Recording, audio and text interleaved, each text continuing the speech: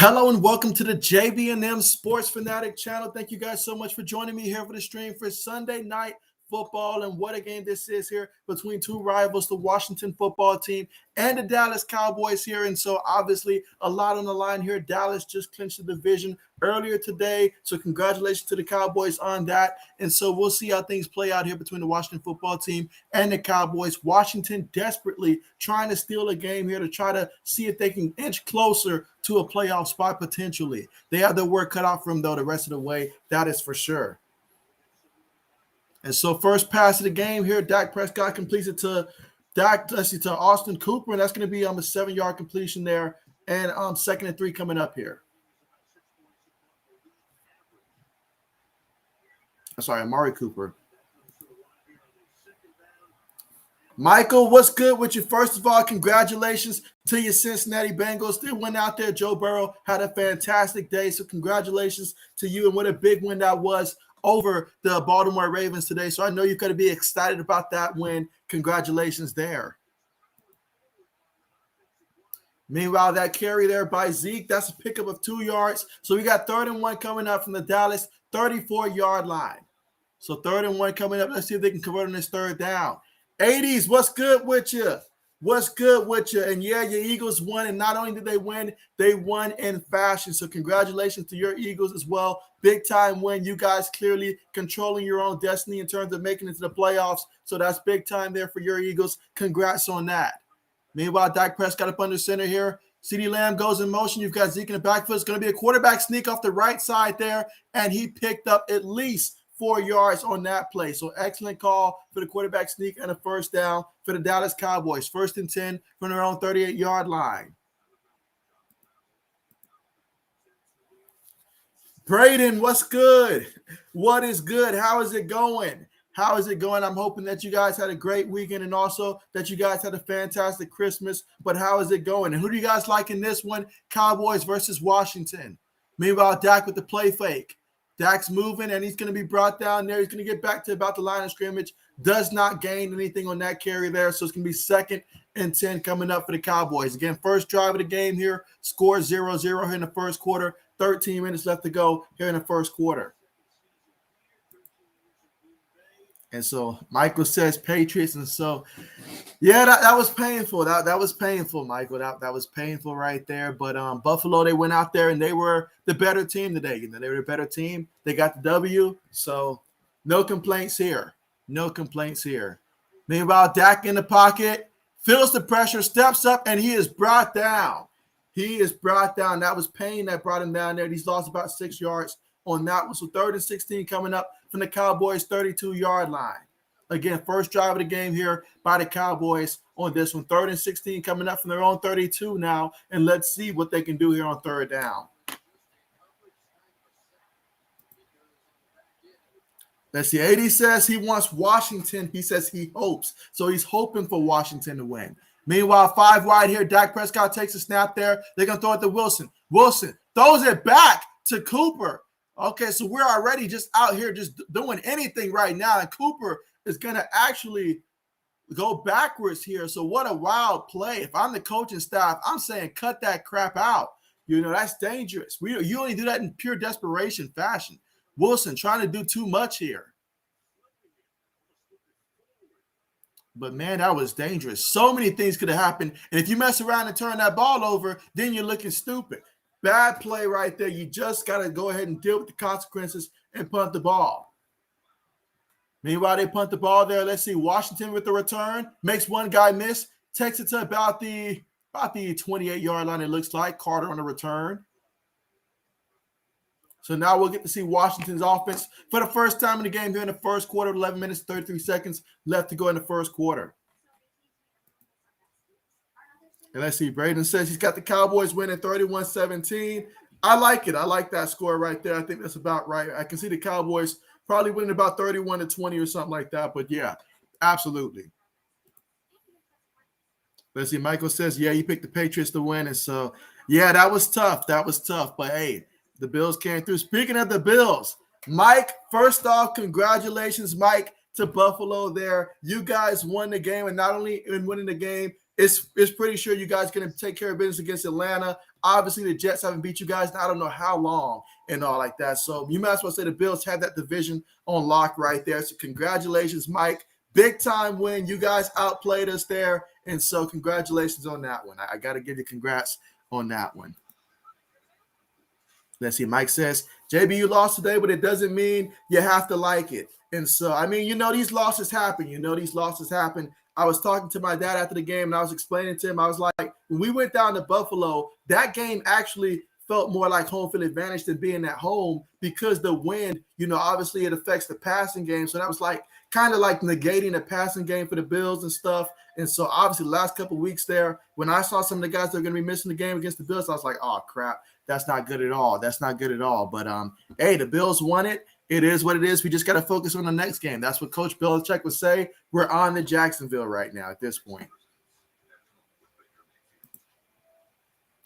And so, speaking of the devil, Baker Mayfield on another commercial here. He should be banned from commercials at this point. Again, we are at the commercial right now, and it's going to be Washington football for the first time when we get back here. Cowboys have to punt the ball in their first drive, so we'll see what Washington does. 1st and 10 from their own 28-yard line. 80 says, ha, stupid play. Absolutely. Congratulations, Mike, on that one. Mike says, 80s, only way in a million year I might root Washington is if it helps you Eagles. And so, absolutely. Let's see. Brandon says, Baker was tossing presents for my Packers yesterday. Yeah, Baker. Hey, I've been saying it all year long about Baker Mayfield. He is just not that dude that you want. He is not. And Cleveland is losing because of him. I mean, he was Santa Claus that day. He really was. He was Santa Claus. No lie about that. Here we go. 1st and 10 coming up here for Washington. Let's see. Mike says, not so fast, JB. We are still in direct competition. That is absolutely true. That is absolutely true. But, it is what it is. We're just focusing on trying to get into the playoffs right now. Heineke up under center. Play fake. Heineke's going deep to the right side there, and it is picked off. How about that? No surprise there. Trevon Diggs there with the interception. He went and got it early in this one. You knew it was going to happen, but he said, I'll just get it out the way early in this one. Picked off. Heineke, man, wow. Wow. You would have thought that Diggs was the receiver on that play. Terrible idea. That is awful. The ball placement on that one, the route running, it was just awful. Diggs read that one as if he was told the route on that play. Wow. Big time interception for the Cowboys. So now this will be a first down here for the Cowboys. And a great field position here. Great field position. Let's see where they're going to mark him at. But wow, that is big time. All right, so we go for the Cowboys here. Let's see, at their own 31-yard line. Takes it, going to hand it to Zeke off the right side there. And Zeke shoves a couple guys off there, picks up about 9 yards on the carry. So 2nd and 1 coming up here from the Dallas 38-yard line. But big-time interception, and wow, what a season Trevon Diggs is having, guys. What you would think with a season like that, the Heineke wouldn't just throw it up there. But you know how every quarterback is saying, I can be the guy to pick them apart. Well, absolutely not. Meanwhile, the shotgun are going to hit the Zeke again. And Zeke, look at Zeke. I haven't seen Zeke move like that in a minute. I mean, those are some holes that the Cowboys are opening up here on this second drive of the game for the Cowboys, fresh off that interception. All right, let's see. Michael says, yeah, I picked the Cowboys to win. Okay, you say plus 15, 21. Okay, bet. Meanwhile, Dak play fake, throws it. Amari Cooper with the reception, picks up 5 yards on the play. 2nd now coming up, 2nd and 5 at the Washington 49-yard line.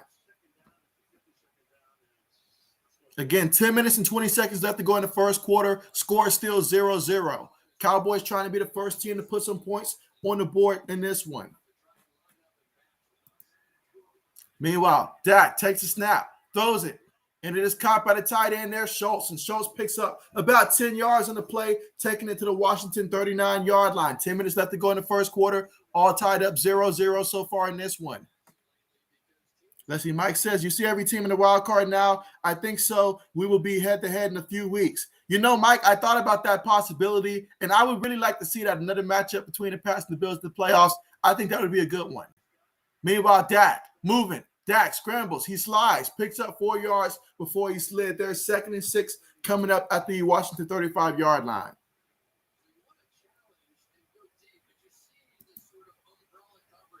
Let's see, Mike says, but you need to admit it don't hurt as bad when you know it was the other team's day. And so, yeah, you're right about that. Now, if it was a close one and you know that your team cost, like we had, like if there was opportunities to win and stuff, but I mean, there were opportunities. J.C. Jackson dropping that interception, that hurt, but ultimately the Bills made the play, and so it was just their day. Prescott throws it there, and it is caught by Amari Cooper.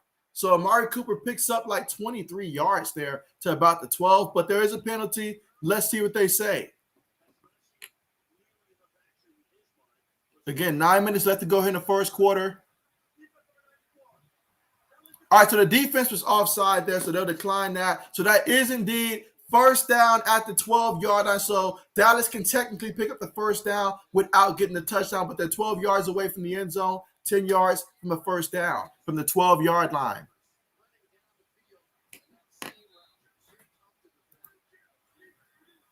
And yeah, that was a big-time interception, though. Big-time interception. But here we go. Dak up under center. Got a tight end, 2 receivers. And we got a lineman in at fullback along with Zeke. And Zeke never secures the handoff there. Luckily, he's able to pounce on it. That would have been a big turnover there. Got to protect, got to secure the handoff. You have got to secure the handoffs.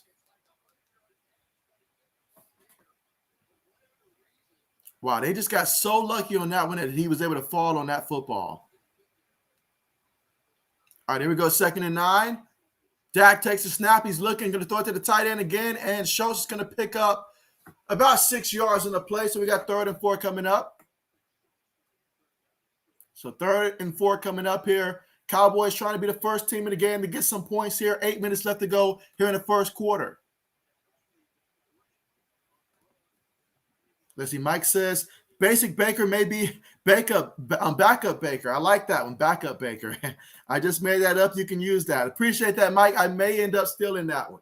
But here we go. Cowboys 3 receivers to the right. Dak takes a snap, throws it to a wide open Zeke who can walk into the end zone for a touchdown for the Dallas Cowboys. So how about that? They made that drive look easy. 9 plays, 71 yards, 3 minutes and 45 seconds off the clock in terms of time of possession, and they cap it off in the end zone for the first points of the game here. And so it's 6-0, pending the extra point, it'll be 7-0. This came fresh off of the Taylor Heinicke interception that he threw straight to Trevon Diggs. You could not make a better pass when you're throwing deep to the defensive back than he did on that interception. And yes, it cost them 7 points here because Dallas was able to capitalize in the end zone. So big time drive there by the Cowboys, and we'll see how Washington responds when they get the football back. And so now we'll get ready to go to the commercial here. But again, the score is Dallas 7, Washington 0 so far in this one. Let's see. Michael says Cowboys picked it off. Braden says that's his 11th. I mean, what a season that is. What a season that is. And let's see. Andrew, what's good with you? What's good with you? How's it going? But yeah, you say Trevon is a beast? Absolutely. Absolutely. You can't just throw something up there like that against him. You just can't do it. Let's see. Michael says, why not every time that commercial goes in the air, they pay him thousands of dollars? And so, yeah, he's getting paid. A lot of people are paying him to do absolutely nothing. Basically, he's just a face out there. That's it. Just a face and a name. Mike says, JB&M sets up. So in 2 weeks, you can go from out the top stuff and back into it's a long trip. And so, yeah, I mean, absolutely. Absolutely. Let's see. Mike says, Pats took the foot off the gas. Not looking forward to a playoff rematch. And so, yeah, that bye week really did hurt. That bye week really did hurt and all like that. But I'm hoping against Jacksonville, it'll be a chance to go out there, rediscover ourselves and stuff. And then against, Miami at the end of the season, go out there, hopefully carry some momentum and finally beat those guys in Miami for a change. Let's try to do that and then go from there. Let's see. How many thumbs up? That's a great question. Let me look and see right now where we stand in terms of the thumbs up here. Great question. 1 second. All right, so right now we currently are at 5 thumbs up. So yeah, let's go ahead and see if we can let's try to get the 20 thumbs up before the half, guys. Let's see if we can reach 20 thumbs up before the half. Again, the score right now is Dallas 7, Washington 0. Cowboys just scored off of that touchdown. So far in this one, Dak, he is 7 of 7 passing 62 yards, and he finished off with a touchdown pass to Zeke. And so Zeke, I mean, on the ground so far in this one, Ezekiel Elliott, he's been running pretty effective on that last drive there. 3 carries, 19 yards so far in this one. Dak also has 3 carries for 8 yards in this. And receiving-wise, Zeke, he had that 5-yard reception. Amari Cooper's got 3 catches, 35 yards as well. And obviously Dalton Schultz, the tight end, 2 catches, 16 yards in this one as well.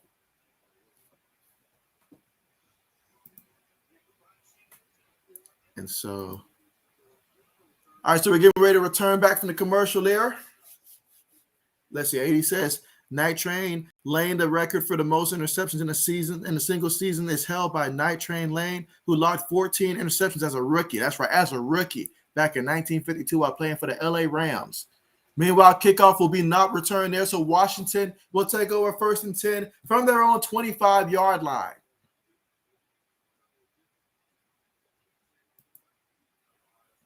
Let's see. Braden says, 80s, it'll be interesting to see if Trevon breaks it. I mean, it's very possible that he could. It's very possible that he could, especially if Heineke chunks another one to him this game. I think it's very possible he could throw another one to him in this game.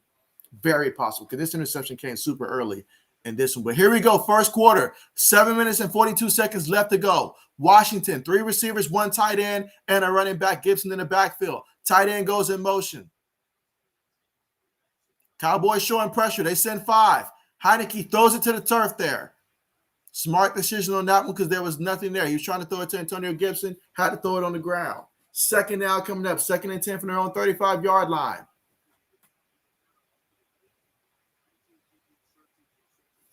Yeah, look at those numbers. I mean, 19 touchdowns, 13 interceptions. That's not what you really want, especially in today's NFL. Maybe a couple decades ago that would have been good, but not in today's NFL. No, absolutely not. Not even 3,000 yards passing.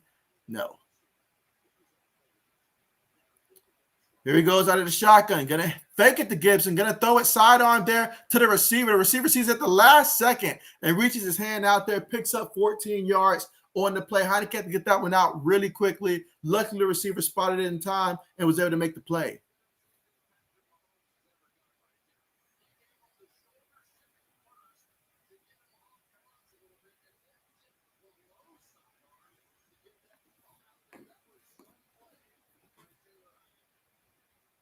All right, so here we go. Heineke up under center here. You've got 3 receivers at the top of the screen there, and you got the tight end at the bottom of the formation. All right, receiver goes in motion. They're going to toss it to Gibson off the left side there. He's got a lineman in front of him. Lowers his shoulder there. He's going to pick up about 5 yards on the carry. 7 minutes left to go here in the first quarter. Again, Dallas leads this one 7-0.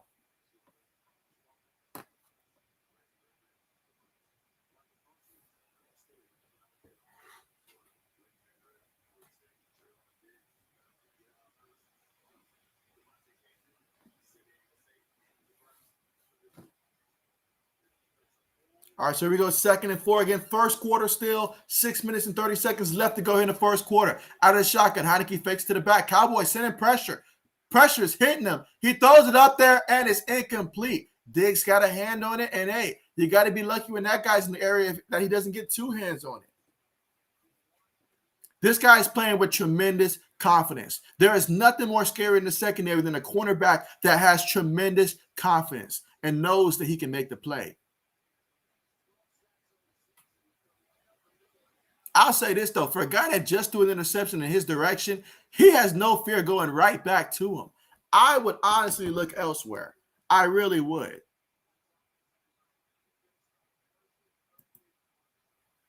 Here we go, 3rd and 4 out of the shotgun. Heineke takes a snap. Oh, man, you got a guy coming in unaccounted for. Incomplete pass. Good job by Heineke just throwing that one away. All right, now, Gregory. Come on now. All right, so there we go. 4th and 4 coming up here. Again, first quarter, 6 minutes and 22 seconds left to go here in the first quarter. And so Washington, from their own 45-yard line, will most likely punt this one away. I mean, it was a decent call. Just don't like the execution there. But you got to slow him down somewhat, though. He's just too good to not even account for him.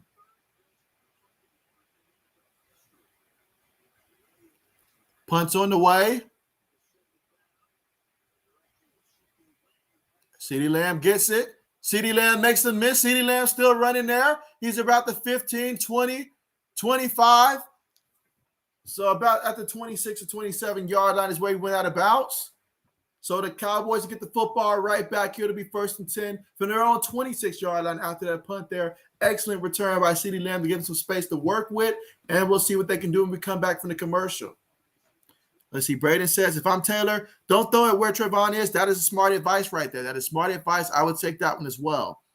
80 says, it will, Braden, but in 1952, there was 12 games. And so that, that's a great point right there, 80s. That's a great point. And that's an important part to remember, as all these records will get rewritten now that we've got extra games and stuff. It's important to take into account how many games was playing, not to mention the fact that they wasn't even passing the ball all that much back then as compared to what they do now. So that's another factor as well. Braden says, that's impressive, very impressive. And so 420, what's good, 420? 420, what is good with you? You say, nice to see Trevon playing with his older son, Terry. So how's it going, man? How's it going for you? I know you've got to be happy right now with your team, but how's it going? And so Eddie Blanks, what's good with you? Appreciate you for coming through here on the stream, man. Glad to see you here. And you say Dallas is a juggernaut? Absolutely. Absolutely. Totally agree with that one. Glad to have you here. Thank you so much for coming through. Absolutely.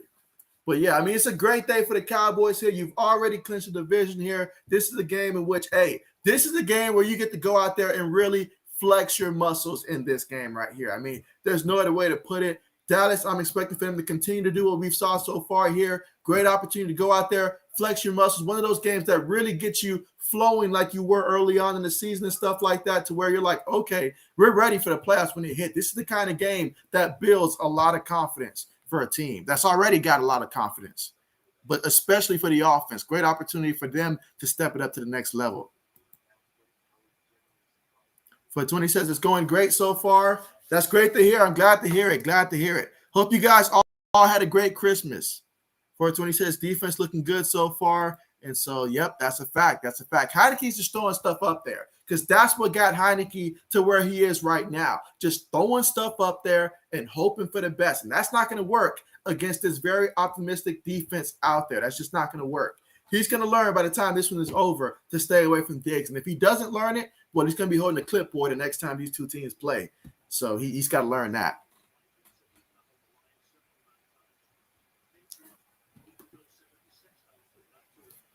All right, so here we go. And again, make sure you guys press the thumbs up button. If you're somebody that's new, make sure you do subscribe to the channel as we do these play-by-plays regularly. So definitely make sure you have notification bells turned on and that you are subscribed. And look at Tony Pollard off the left side there. Picks up about a good 8 yards on the carry, 7-8 yards on that one. Second out coming up. Again, still first quarter, 5 minutes and 50 seconds left to go. Cowboys leading this one 7-0. 2nd and 2 coming up. Out of the shotgun. 3 receivers, 1 tight end, 1 back. Dak throws it to Pollard out the backfield. Pollard, he picks up about 7 yards on the play, taking it all the way to Dallas 41-yard line. So here we go, 1st and 10 from the Dallas 41-yard line. So the offense, last drive, they made it look easy. You look at Dak so far, he's 8 of 8 for 70 yards. That's a great sign if you're the Cowboys. That means, hey, he's coming out to play. Dak's got a little streak to him. When he comes out fast like that, look out. Play fake. Dak's looking. Throws it across the middle. And oh, what a nice catch there by CeeDee Lamb. CeeDee Lamb, the chosen one, with the reception. First down. Picked up 14 yards on the play, taking it all the way to the Washington 45-yard line. So just look at that. When Dak is throwing his stride like that, this Cowboys team, look out. 3 receivers towards the top of the screen. Out of the shotgun. 1 running back is Tony Pollard. Up, they got a defense. That's a free play right there. Dak's going to take it, and oh, what a catch by CeeDee Lamb there. What a catch. So another catch, caught the defense offsides there. So excellent job there to still get that completion. And one thing I say about CeeDee Lamb, he is taking some hits across the middle, but unlike some receivers, he's not shying away from it. He's still going up there, snagging the football. Gotta love to see that.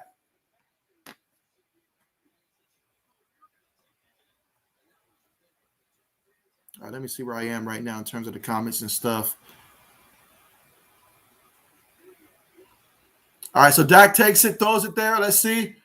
And that is caught by Wilson. That's going to be a pickup of 4 yards from the left side there. So 2nd and 6 coming up here. Again, first quarter, 4 minutes and 20 seconds left to go here in the first quarter. Second down coming up, 2nd and 6.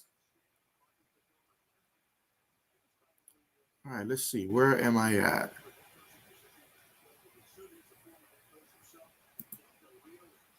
Good old Jack Del Rio. All right, here we go in the shotgun. This time, Tony Pollard's going to motion towards the top of the screen here. Now we've got 5 wide. Dak takes a snap out the shotgun. Washington sends 4. Dak's going to throw it there. Incomplete. Incomplete. I believe that's his first incompletion of the game. So now we got 3rd and 6 coming up here. At the Washington 19-yard line so far in this drive, 6 plays, 55 yards, about 2 minutes and 13 seconds to turn time of possession off the clock so far in this one. Let's see. Mike says Bengals to win the division. Last one I thought beginning of the season. And so, yeah, I mean, honestly, like to be 100% honest, though, that caught me by surprise this year as well. I thought that they would be better than a lot of people were projecting, but I did not see them winning the division, though. Like that came out of nowhere. Dak takes a snap, throws it, and it's caught by Amari Cooper. And another first down there. He picked up 10 yards, taking it all the way to the Washington 9-yard line.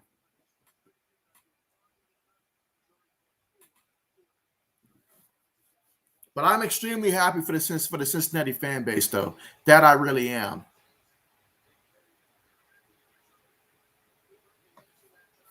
So now we got 1st and goal at the 9-yard line here.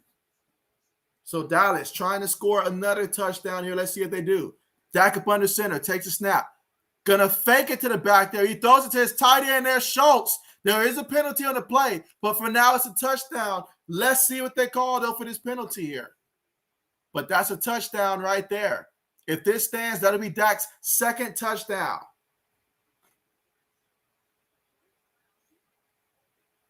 Defensive holding, so that means the touchdown is going to stand. It's good. So, hey, Dak, 2 touchdown passes already. How about that? Here in the first, 13-0 pending the extra point. It should be 14-0. Let's see, Mike says Steelers done. Browns by a thread. Hey, if the Browns keep putting Mayfield out there, you might as well say they're done. He costing them big time. Big time. Let's see, Mike says Lamar needs to get back as soon as possible. They might be in trouble. All right, so here we go. Field goal attempt coming up. Extra point attempt. Snap's good, holds good, kick is up, it's good. So we got 14-0 now in the first quarter with 3 minutes and 8 seconds left to go in the first. It's been all Cowboys here in the first quarter.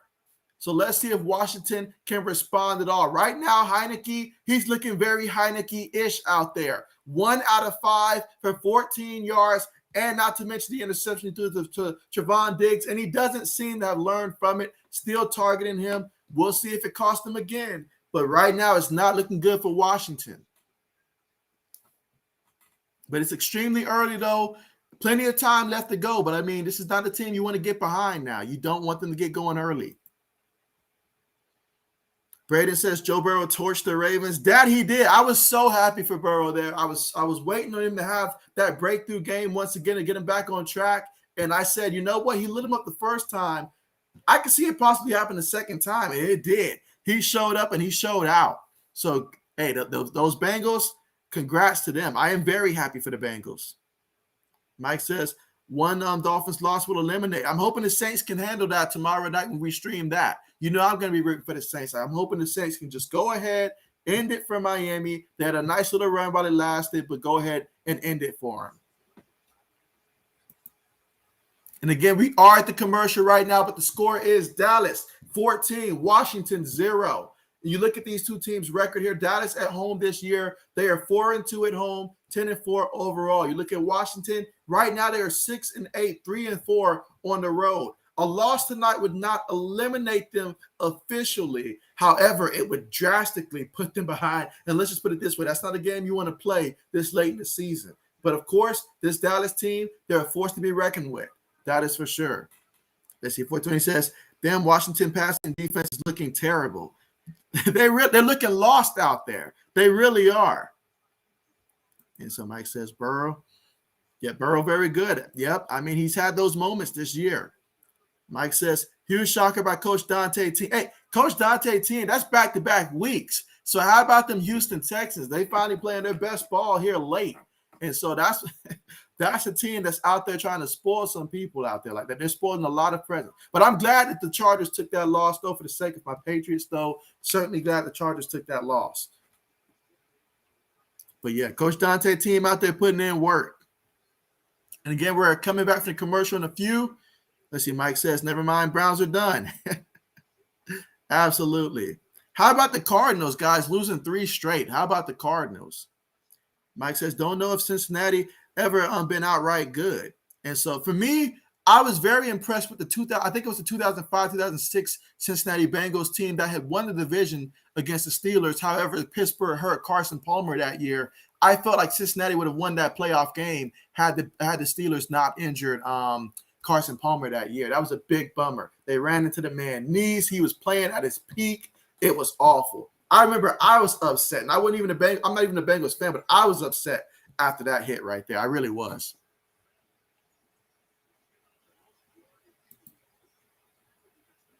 All right, so here we go.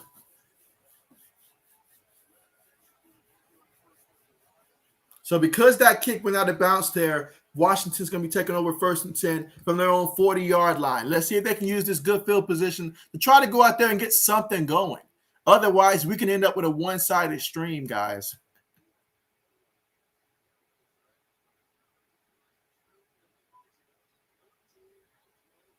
All right, but here we go for Washington. Again, first quarter, 3 minutes and 8 seconds. They find themselves down by 2 touchdowns. They hand the ball to Gibson. Gibson falls forward over his fullback there, picks up 3 yards on the carry, 2nd and 7 coming up from the Washington 43-yard line. 2 minutes and 50 seconds left to go here in the first quarter.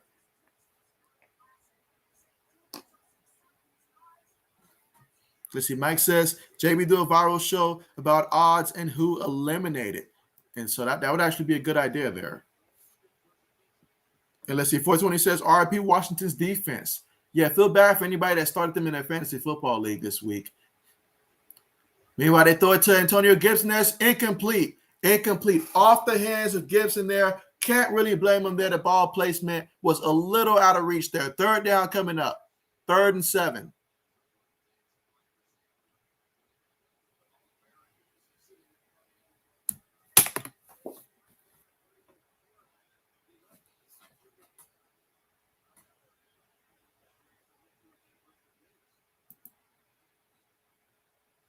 All right, so here we go, 3rd and 7 here. They're going to line up in the shotgun. Looks like they're about to go 5 wide here. So let's see if they can get this 3rd down conversion, or if the Dallas defense will come up strong once again. You know they like to go after the quarterback. They send 4. Heineke throws it. Picked off. It's picked off. Look at that. Wow. Still on his feet. In the end zone. That's a touchdown. How about that? Wow. And Heineke does another Heineke-ish type of play and turns it over once again, giving out gifts. I don't know if him and Baker Mayfield made a bet over who can have the worst performance, but he sure is going to give Baker a run for his money if he keeps this up. Wow. Look at that. We've got linemen out here making plays, guys. And what was that attempt at a tackle that Heineke tried to do? Slide in front of the man? Come on, man. Wow. Let's see. Mike says AFC bottleneck is like playoffs for most remaining teams. Who your Pats finish with? So yeah, our last game is against the Dolphins down in Miami. That's going to be the Patriots' final game of the season. We play Jacksonville next, but we're going to end with the Dolphins. Meanwhile, extra point is up. And it's good. So Dallas up 21-0. How about that, guys? Wow. But yeah, we finished with Miami, Mike. Let's see. Mike says, "Because who your Bengals finished with?" And so that's a good question. Who do the Bengals finish with? But yeah, we're going to the commercial now, and the Cowboys find themselves leading 21-0 in this one. Let's see. Mike says, "Eagles don't matter. Washington is done." You say Cowboys definitely in, and so oh yeah, no doubt they've already clinched their division in this one. So let's see. 420 says 500 yards passing. That's just an elite number, and so you're right about that. You're right about that. I was so proud of Burrow, though. So proud of him. Let's see. Mike says Russell Wilson needs a change of scenery. I did not see that loss coming. I really didn't see it coming. I know the Seahawks have been struggling, but I really just didn't see that one coming. But hey, congrats the Bears on that one. Mike says huge battle NFC West. And again, we're at the commercial, guys. Cowboys up 21-0, first quarter, 2 minutes and 17 seconds left to go. When we come back, Cowboys will be kicking it off once again. Special teams getting a lot of work with all these kickoffs. Let's see, 420 says Dak with 128 yards in the first quarter. And so I would say that Dak could go for a 500-yard game, but I don't think it'll be that. I don't think they'll allow him to pass in the second half that much, especially once we come to the end of the third quarter, because they'll just be up by a good amount at this point if they keep playing like this. 2 passing touchdowns. Right about that. Let's see, 420 says that just happens in Madden. Let's see, Mike says Saints, Eagles, Falcons, Vikings battle. And so let's see, Mike says add 49ers for last spot in the NFL playoffs. And so I like that too. I really do. 420 says there's finna be a blowout. Oh, you already know. Score's already 21-0. We still got 2 minutes and 17 seconds left to go in the first. And so if Heineke's just going to throw stuff up there, I expect Diggs to get another interception. I would not be surprised when this game is all said and done if Javon Diggs ends up with 3 interceptions when it's all said and done. Because you know that Washington's going to try to pass the ball. He's going to try to force some stuff there. And so he's going to see one-on-one coverage, going to throw it up there. Next thing you know, it's going the other way once again. But wow. All right, but here we go. Kickoff's on the way. Into the end zone there. So the Washington football team will take over 1st and 10 from their own 25-yard line. Can Washington do something? Show a pulse or something here.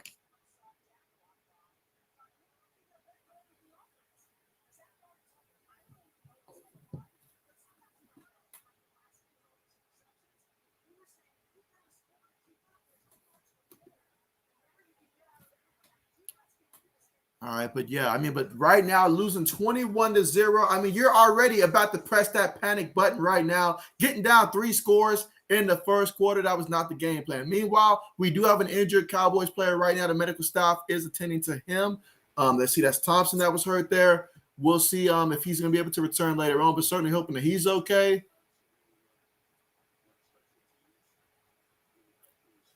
All right, so let's see. Okay, so he is walking there. Mostly on his own there, so that's good.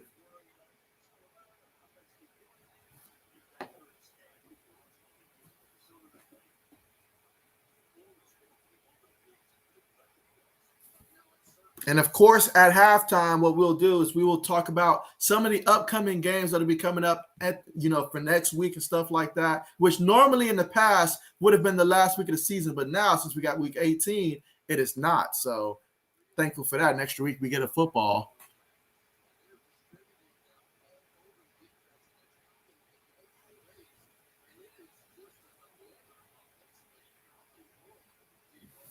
All right, so here we go for Washington. Heineke's up under center. You've got about 3 receivers, a tight end. Tight end goes in motion, went back in the backfield. Gibson. Play fake. Heineke's looking. Heineke steps up. He's going deep. And this time, the receiver gets the reception. That was Brown. He picked up 27 yards there. He takes it to the Dallas 27-yard line, but picks up 48 yards on that one. So I told you, Heineke, he's going to keep taking that shot. Like, you can pick him off 7 times. He's still going to try to throw it there.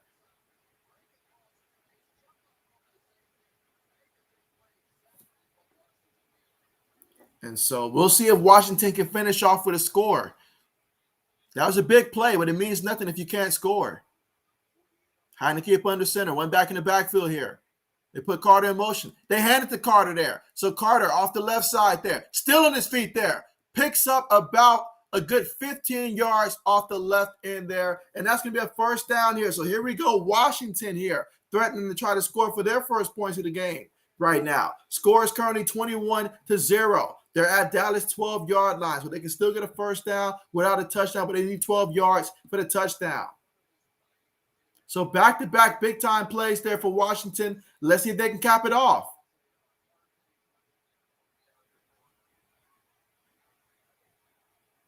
All right, so they're going to line up in the shotgun here. Heineke takes the snap, fakes to the back, throws it up there, and it's incomplete. Incomplete. Excellent coverage on the up. There's a penalty. There is a penalty. They're going to call a flag against Dallas on this one. So defensive holding is what they call. So they're going to gift Washington with a first down. 49 seconds left to go in the first quarter. Washington threatening to get their first points of the game. Can they get a touchdown, or will this Dallas defense make another play? And who knows? Maybe even get another turnover. You just never know.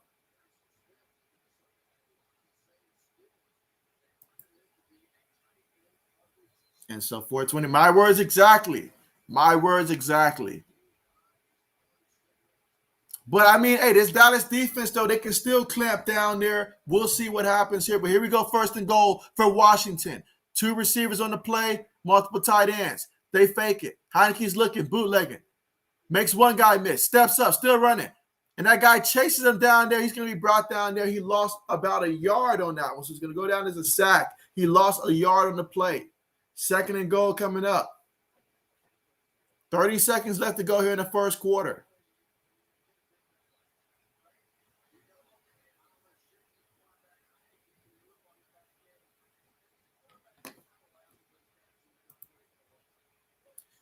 Old man, what's good? What's good, old man?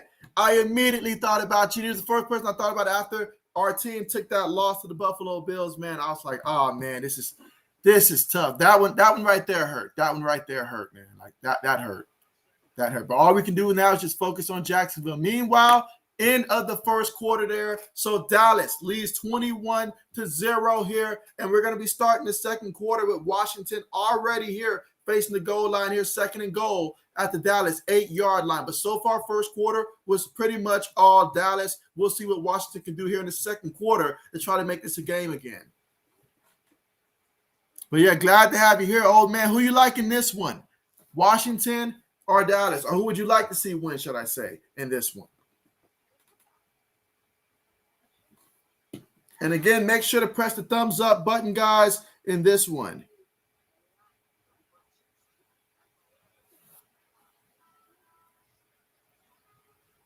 Again, right now we are currently at the commercial.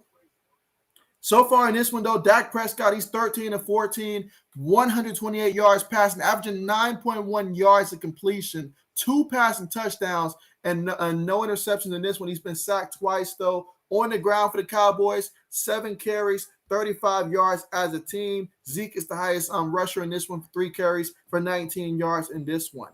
And then you look at the Washington football team, Taylor Heineke, he is 2 of 8, 62 yards, averaging 7.8 yards completion. Well, averaging about 31 yards completion there because he's 2 of 8 there. He's thrown 2 interceptions, and he's been sacked 1 time in this one.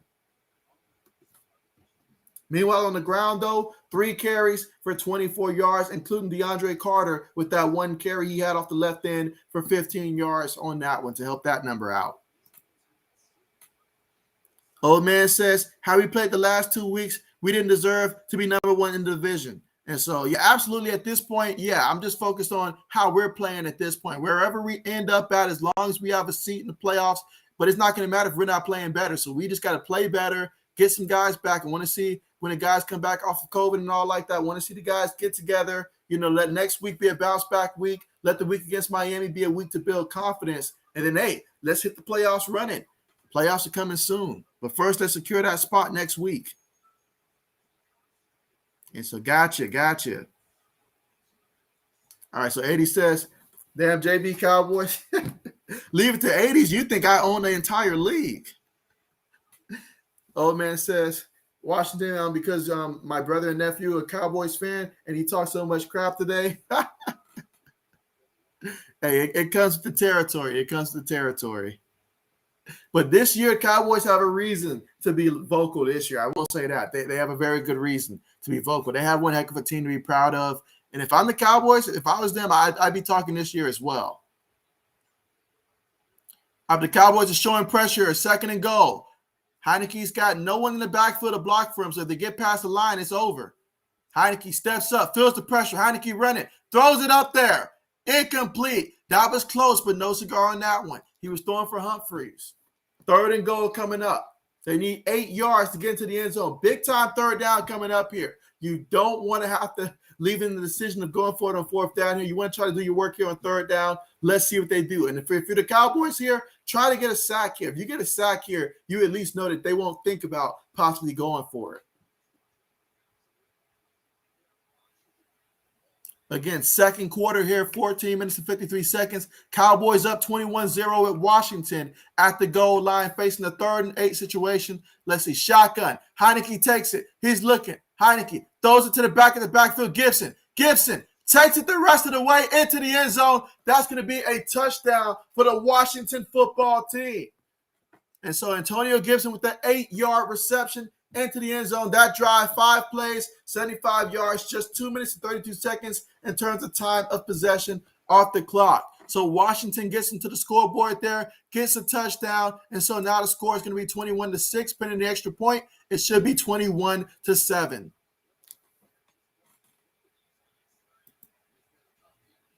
Let's see, 80 says touchdown. So absolutely. So that was a huge touchdown. If you get the ball back to Dallas and they score again, I mean, we're pretty much talking about pack your bags at this point. I mean, Joey Slides with Washington now. How many jobs did this man have this year? Let's see. Old man says, truly, I think we should move Brown back to left tackle and win the left guard because Wynn has been horrible this season. And so I don't know why we haven't done that. I honestly don't. 80 says that he called that play. But here we are at the commercial, guys, and the score is Dallas 21, Washington 7. We'll see what Dallas does with the football here. They've been able to score at will as of late here, and so we'll see if they can keep it going with another touchdown here, or if Washington defense can make a stop here and try to find a way to make this a little bit closer here. But so far, yeah, Cowboys scored all 21 points in the first quarter. Washington got their 7 points early here in the second quarter, but still plenty of time to go before the half.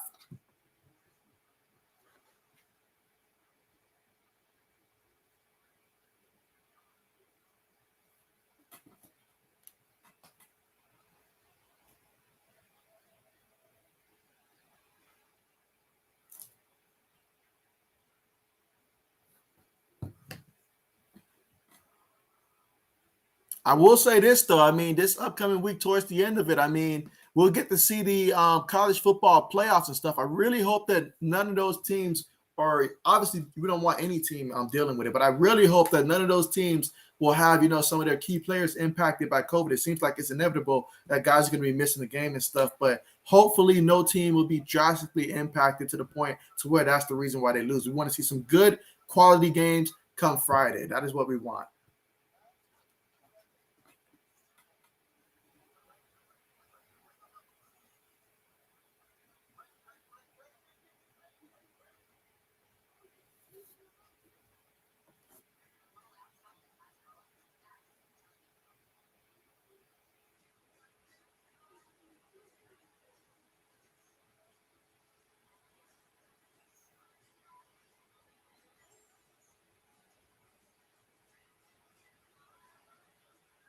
And again, we're still right now currently at the commercial.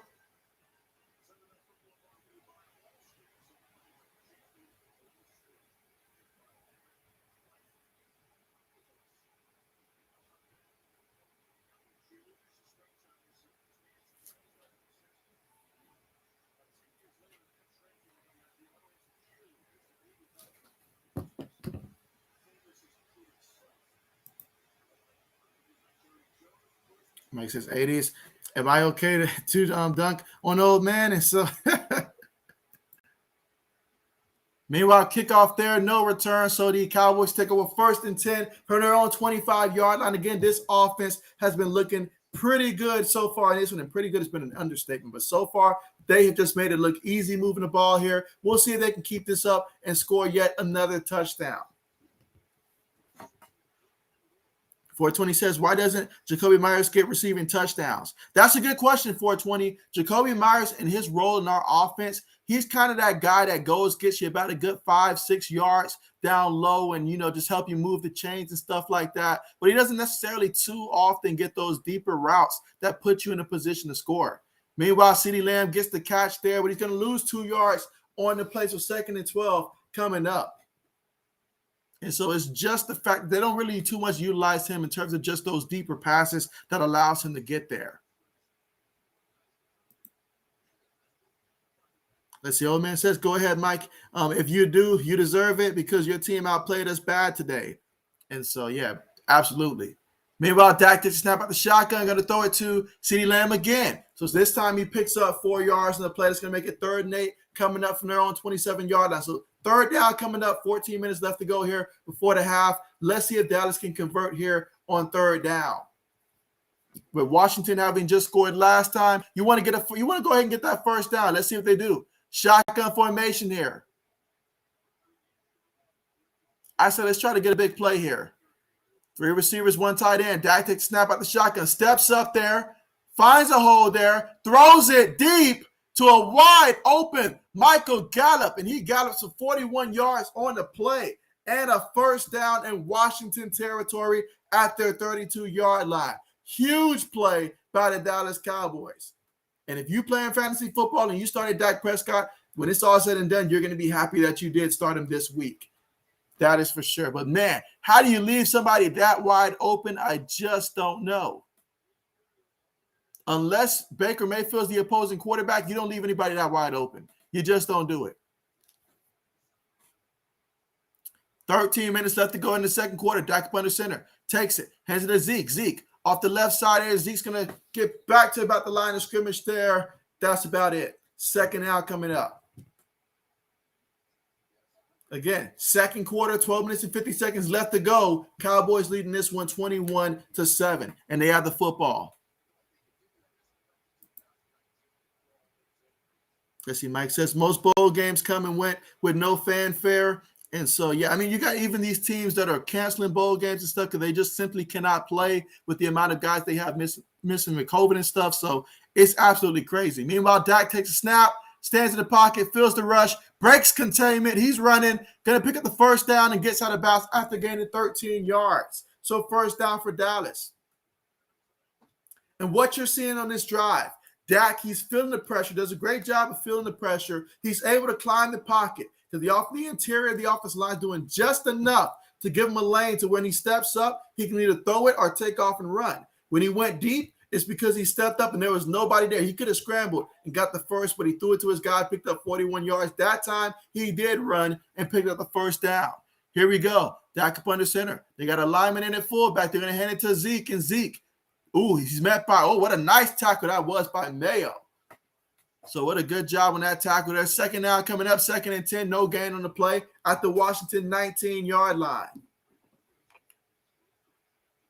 Another concern for Washington in this one is that the amount of time that they're spending on defense right now, they're going to be fatigued come 2nd half. And so those run holes are going to get bigger and bigger because they're going to be tired. Even though their offense scored a touchdown last time, they only had the football for about 2 minutes and 30 seconds. That's not a long break for the defense. Dak takes a snap out the shotgun here, throws across the middle, and it is caught there by Amari Cooper. And Coop picks up about 8 yards on the play. So we got 3rd and 2 coming up. Ball at the Washington 11-yard line. So far on this drive, 7 plays, 64 yards, 3 minutes and 27 seconds in terms of time of possession off the clock so far in this one.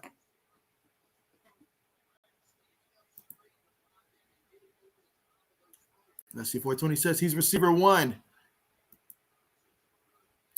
And so when it comes to the pass, I feel like, just how they utilize him, though, some of the guys who gets the big plays, opportunities, meanwhile, they hand it to Zeke, And Zeke off the left side there, that looks like a touchdown to me. The referee says he's sure. I thought it was a touchdown there.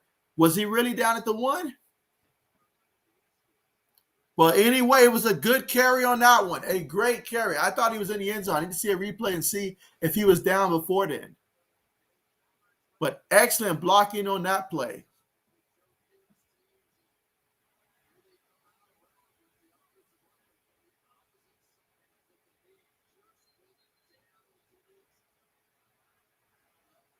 Yes, that looks like a touchdown to me.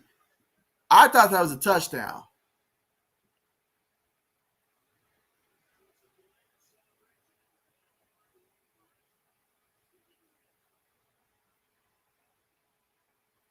Yep, that's a touchdown. So Dallas scores another touchdown here. This time Zeke with the 11-yard carry off the left side there into the end zone. 27-7 is the score right now. Look at the total yards. Dallas, 232 yards. Washington, 93. I think that pretty much tells you the story so far in this one. That plus Washington with the turnovers and stuff. Yeah, you can't do that. You just can't do it.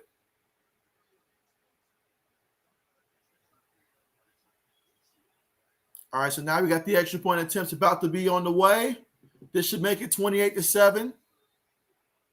Again, second quarter, 10 minutes, 34 seconds left to go here before the half. Extra point attempt is up, and it is good. So Dallas responds to Washington's touchdown. They're up 28-7 in this one. Dak Prescott, it was his ability to move around in the pocket and find holes to either throw it or be able to scramble that ultimately paid off for them in this one and led to Zeke finishing off in the end zone on that 11-yard carry. Great job there for the Dallas Cowboys. So now we'll see if Washington can score again, because if you're Washington, you don't want Dallas to get the football back again and you not score. So you have to keep scoring and hope your defense can step it up. But right now, Dallas is just heating up more and more.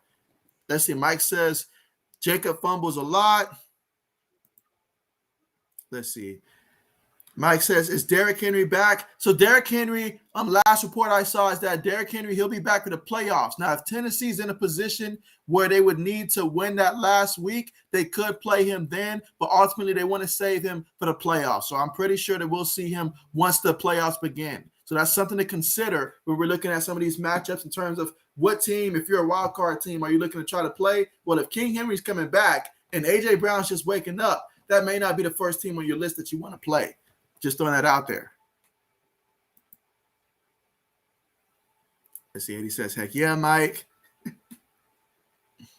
And so Mike says, we will battle on 3 weeks again in Buffalo. And so I'm pretty sure that that's going to probably be the matchup there. I mean, just looking at how things are and then looking at the way that the schedule plays out and stuff, I could really see that being a strong possibility, Pats and Bills again, and in about a couple weeks. Let's see. Mike says, dang, Bill Belichick looked like his dog died. And so, that would be terrible. That would be absolutely terrible. And so you said not that sad. And so let's see. Indianapolis Colts family, how are you doing? Appreciate you for joining the stream. Thank you so much for coming through. And you say Dallas. All right, so you're rooting for Dallas in that one? Okay, nice. Glad to have you here. And hope that you had a great Christmas. Let's see. Old man says, all I know is this is in this offense, we need to bring it. That's right. Left tackle, right tackle, middle linebacker, cornerback, free safety. And the two most important things are keeping JC and bringing in a receiver. Yeah, we still need a true number one wide receiver. Absolutely. No doubt about it. And so let's see. Indianapolis Colts says touchdown. And so there you go. Touchdown. Hey, these Cowboys right now, they are really heating up. And I like what I'm seeing from Dak Prescott so far in this one. If he played like this every week, then look out. I'm telling you, Dallas could really do a lot of damage here. Meanwhile, kickoff's about to be on the way. Let's see if we're going to return here by Washington. No return on the play, so Washington will take over 1st and 10 from their own 25-yard line. Let's see, Mike says 80's best have his Dolphins pending out tomorrow, JB. And so, yeah, I'm going to be rooting for the Saints in that one. And so, but yeah, touchdown Dallas, absolutely. Oh, look at that.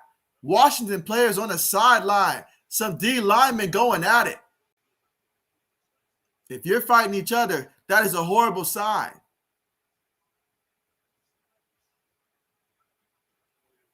This is wow. Meanwhile, Heineke fakes it to the back, steps up, but he is met by multiple defenders there. Yeah, that's not going to work. That works for Dak Prescott because he's got an offensive line. That's not going to work for you. That's not going to work for you. Second down coming up, 2nd and 15 from their own Washington 20. But yeah, you see Washington, there's a lot of frustration between that defense. You think about where they were last year and where they are this year defensively. Yeah, there's a lot to be angry about in that sideline.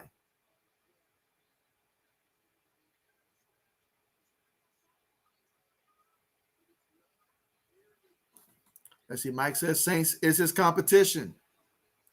Meanwhile, Heineke throws it. It's caught by Carter. And so there is a penalty. There is a penalty. Let's see what they call there. Let's see what the referees call. Again, we're here in the second quarter, 9 minutes and 47 seconds left to go here. Dallas leads 28-7 over the Washington football team.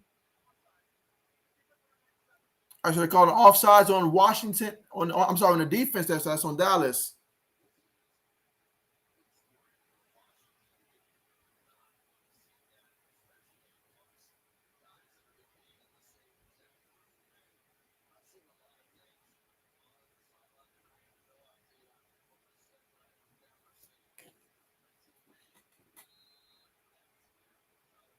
Yeah, these guys are fighting like we're in training camp out there, guys. Like, at this point in the season, like, we can't be doing that on the sideline. Too much on the line for Washington. I mean, they're still statistically fighting for a playoff spot here, so too much on the line to be seeing that on the sideline. Meanwhile, they take the snap, going to hand it to Gibson off the right side. And so Gibson, he finds a hole. He picks up 15 yards and a first down, taking it to the 40-yard line for Washington. Again, the score is Dallas 28, Washington 7, but they just picked up 15 yards on the carry. So now we got 1st and 10 from their own 40-yard line. About 9 minutes left to go before the half.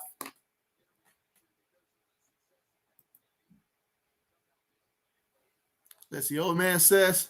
Mike, I hope so. You said because how we've been playing, I'm worried about the Dolphins game. And so, I've been worried about the Dolphins game regardless. It doesn't matter how we play. Going down to Miami is never easy for us. Meanwhile, throwing it down there to Gibson on the toss, and Gibson picks up 4 yards before being shoved out of bounds there. And now we got 2nd and 6 coming up from the Washington 44-yard line. Again, still second quarter, 8 minutes and 45 seconds left to go before the half. Dallas up 28-7.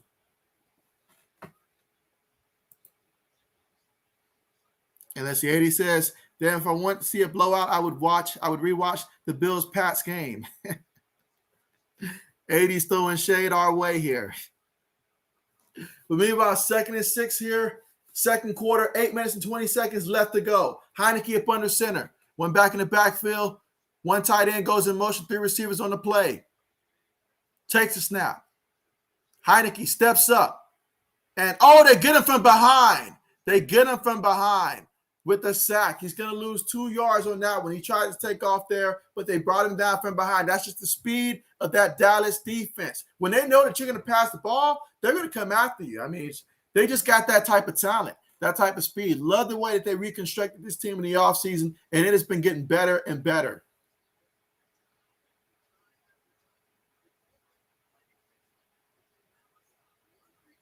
One of the hardest things to account for is when a team has speed like this. That is hard to account for. But let's see what Heineke can do here on 3rd down. 3rd and 8 out of the shotgun. Takes a snap. Dallas sending 5. Heineke throws it short to the back. In the back, he picks up 2 yards before they bring him down. That was Jonathan Williams there with the reception, and they brought him down after a 2-yard pickup. So 4th down coming up here. 4th and 6 from the Washington 44-yard line. So Washington will have to punt the ball back to the red-hot Dallas Cowboys offense, and that's not what they wanted to do.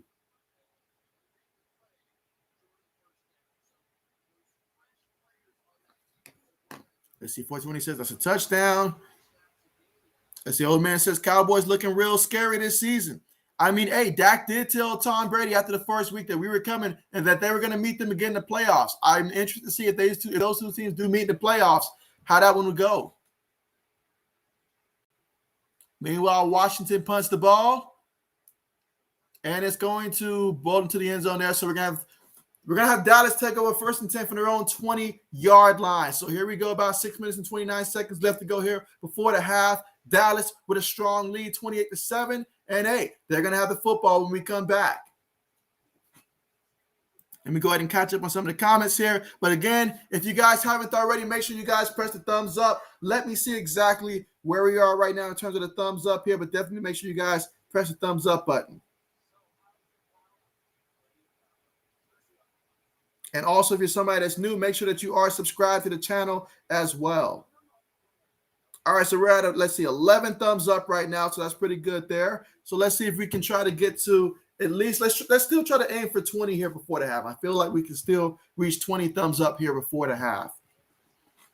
Let's see, 420 says, who you got winning the Super Bowl now that the season is coming to an end? And so, yeah, absolutely for me, I can even go as far as to say that I think the NFC Championship game, I mean, I don't know if it's going to work out that way, but I would like to see NFC Championship game. I would like to see Packers versus Cowboys. It's the matchup that I would like to see for the NFC Championship game. I know the Rams are a team to keep an eye out for, but I'm just thinking like those are the two teams I would like to see play each other in the NFC Championship game, with Dallas beating Green Bay and getting there in that matchup.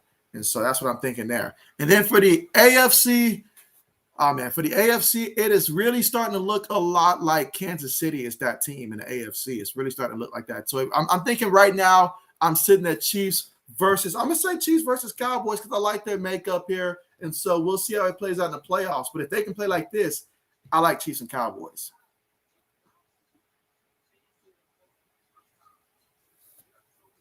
After the Cowboys, though, I mean, Green Bay could do it, but I just don't think they will.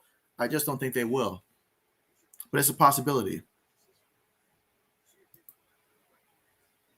Let's see. 420 says the Lion is hungry. And so that he is. That he is. He said that's Holden. 420 says, okay, that's cool, I guess. And again, we're still at the commercial right now. And if you're just tuning in, Dallas is winning 28-7 right now. And hey, they got the football. Washington just punt the football to them, and we'll see what they do. 420 says, you know something is wrong with your team when teammates fight with each other. Absolutely. That means a lot of things are wrong in that locker room. You look at the leaders, you look at the coaching staff, everything. Something is drastically wrong.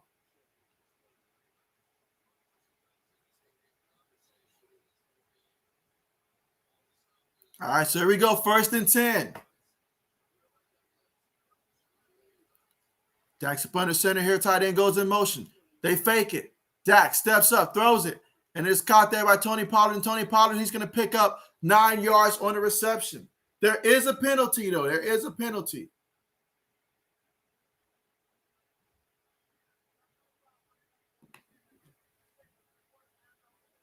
So the referee just admits he just threw that flag. Okay. So here we go. 2nd and 1 coming up from the Dallas 29-yard line.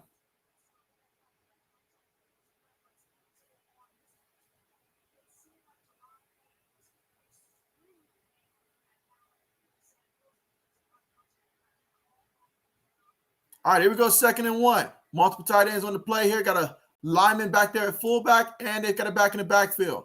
Takes a snap. Going to hand it to the back there, to Tony Pollard. And Tony Pollard's going to pick up 4 yards on the play. So now we've got 1st and 10 from the Dallas 33-yard line.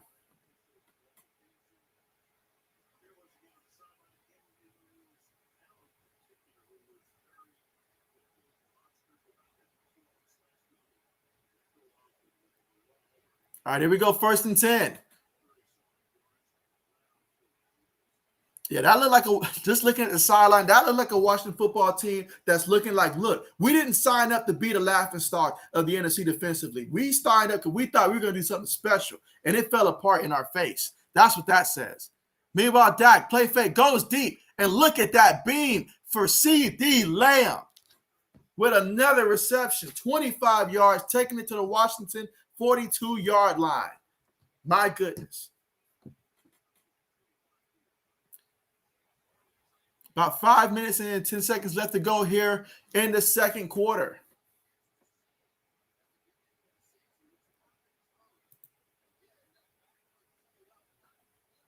Here we go to the shotgun. 3 receivers, 1 tight end. Dak takes a snap. Washington couldn't even line up their linemen correctly on that one. 16-yard pickup. And so now we've got, okay, so I wasn't sure if Weaves was hurt or not, but okay, he's going to call himself out. 4 minutes and 40 seconds left to go in the second quarter.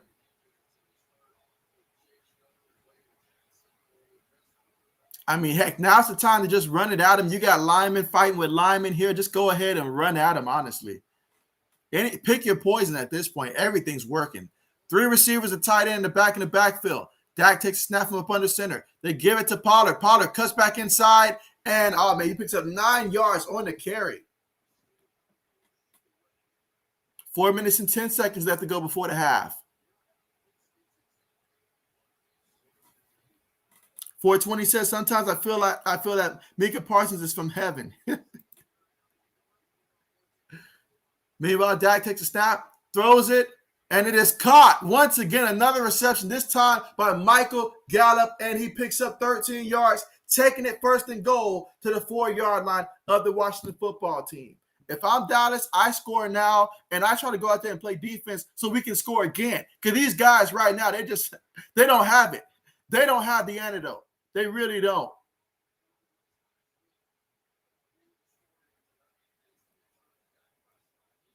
And we've got another Washington football player team, another player down right now for Washington. Medical staff's looking at him. So second quarter, 3 minutes and 41 seconds left to go here. We're looking at first and goal from the 4-yard line right now. And Dallas is already leading 28-7 in this one. Let's see, 80 says, Washington defense is upset because their Bojangles order didn't show up. JB can't relate. Look, 80s, the only team that should be upset like that should be the Cleveland Browns. And this should be the offensive line, the receivers, the whole offense and defense too should be upset with the head coach and the GM for putting Baker Mayfield back there behind them if they're an offensive lineman. Those are the only people that have the right to argue like that. They should be upset that Baker Mayfield has been their starting quarterback when they should have made that change the moment that they found out that Baker had an injury that was going to last him the entire season. They're the ones that should be upset to that degree, if not even more upset. But 80's with the jokes. 80 says, I knew JB was a Cowboys fan. All right, here we go. First and goal. 3 receivers on the play out of the shotgun. Takes a snap, and Dak's going to throw it up there, and it is incomplete. Incomplete. Gallup had a chance at that one. I like the pass there, just incomplete. You gave your guy a chance. That's what works. But honestly, you can just run at him, honestly. 7 plays, 76 yards. So far, about 3 minutes in terms of time of possession on this one. Let's see. Mike says, JB, when players on the same team fight, it ultimately hurts the coach, shows he has lost the team. And so, yeah, you're right about that. Here we go. Trips towards the bottom of the formation here. Dak in the shotgun takes it. Gonna hand it to the back there, and Tony Pollard's in there. And they're still pushing for him. Still pushing. And he's going to be short, but give it to the lineman there. They can help this man get 3 yards on that carry. I believe if Zeke was back there, that would have been a touchdown. But the offensive lineman just kept pushing and pushing and pushing.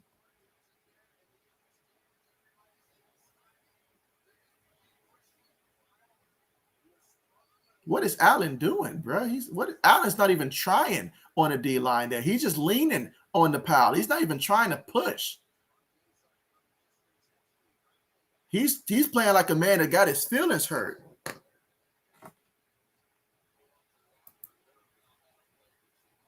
That's the old man says NFL refs are the worst refs of all sports. And so, strong statement there. Can't argue that. All right, but let's see. It looks like we have a timeout called here by Dallas. And so 2 minutes, 35 seconds left to go here in the first half. Dallas already leading 28-7, but they want to punch this one into the end zone. I think at first you probably I probably would 3rd and 1. I probably would hand to Zeke, honestly. Put the lineman back in at fullback. Let Zeke follow him, get into the end zone. That's probably what I would do here on 3rd and 1. But so far in this drive, though, 8 plays, 79 yards, about 4 minutes in terms of time of possession off the clock. Let's see. Mike says, the refs don't fix regular season games, but they certainly steer them. I like that, Mike. I like that. They certainly can steer a game and stuff like that. They really do. Because football is a game of inches, and so every inch matters. And if a ref calls it bad, it can change the outcome of a game. Here we go, 3rd and goal. Heavy formation out there. Tight end goes in motion. They take it. They're going to fake it. They throw it. And it's wide open, caught by the lineman there. And so, wow, that's a touchdown to Mr. Steele on that one. Talk about a steal of a play. 9 plays, 80 yards, 4 minutes. Look at that. And Dallas is out there showboating. I can't blame him. I wouldn't be surprised if Jerry Jones goes in the end zone and starts celebrating after that touchdown because they're just outplaying Washington, and this laughably bad on that one. Just laughably bad on that one. Wow.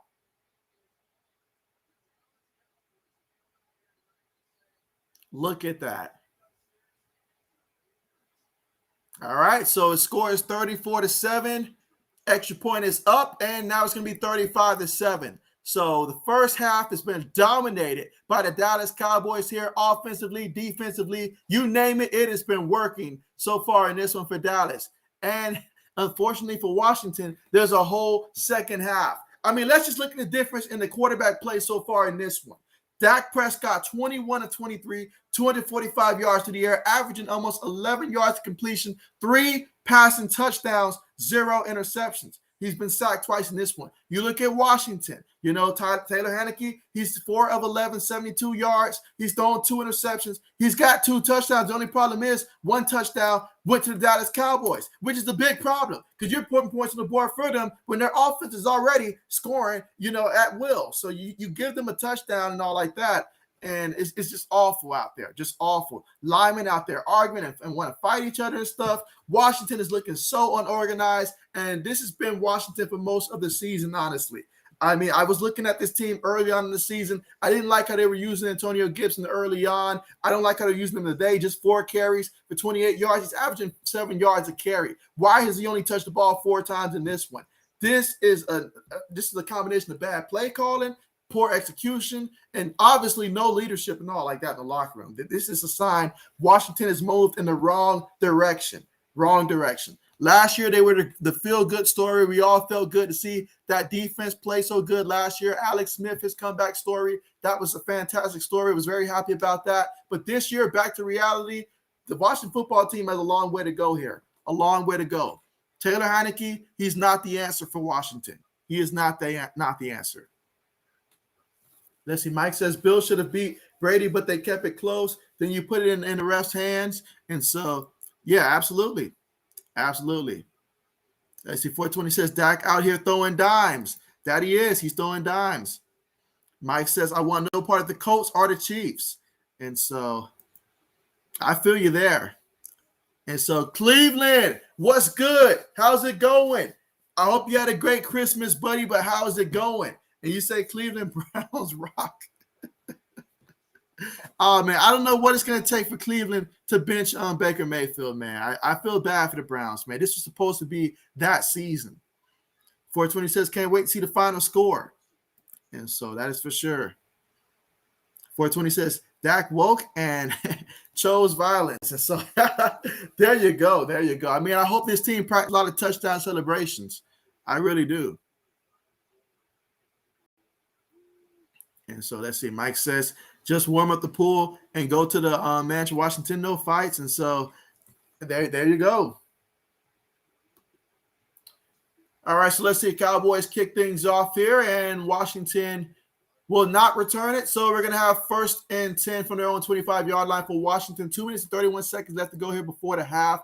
Everything's been going down this way. If you're Washington, I don't even know if a touchdown is too much going to help you right now in terms of confidence, but you need to get something here.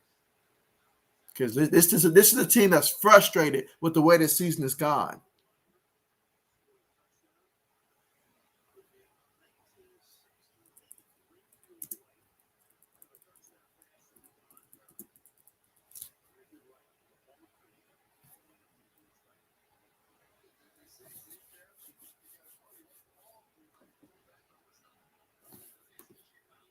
Meanwhile, Heineke takes it, throws it to Gibson across the middle, and Gibson still running, and he's brought down at about the Washington 46-yard line there. Picks up 21 yards on the catch.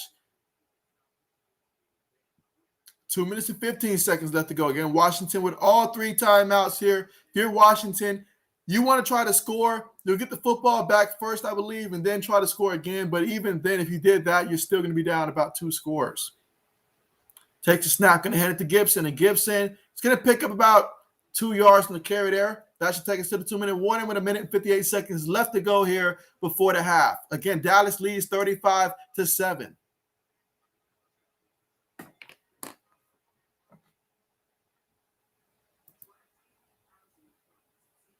And so let's see. Mike says, "What's Dak's real name?" And so, yeah, like what is it? Like Wayne with an R. I think it's like with an R, like Wayne Dakota Prescott. And so, yeah, I think that's his real name right there, Wayne Dakota Prescott. Let's see. 420 says they're just using Washington as a punching bag. They really are. They really are. They really are. Meanwhile, let me see where we stand right now in terms of thumbs up right now.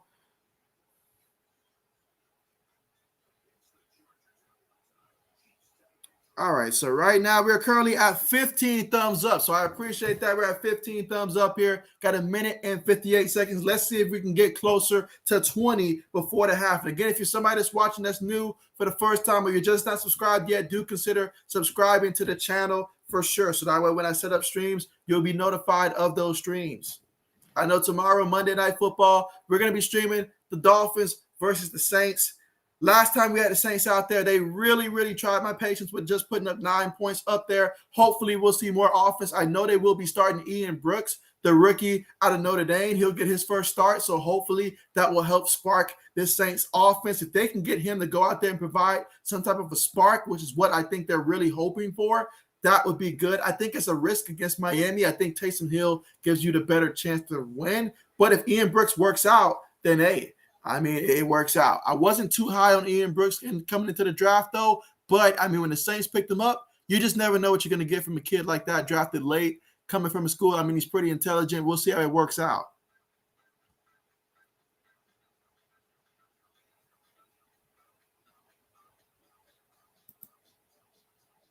And let's see, Mike says, make them stop hitting Washington.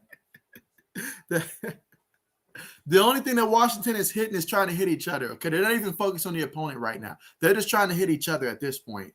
But 35-7, you're telling me you come into a rivalry game and it's 35-7. You're not even going to try to fight back?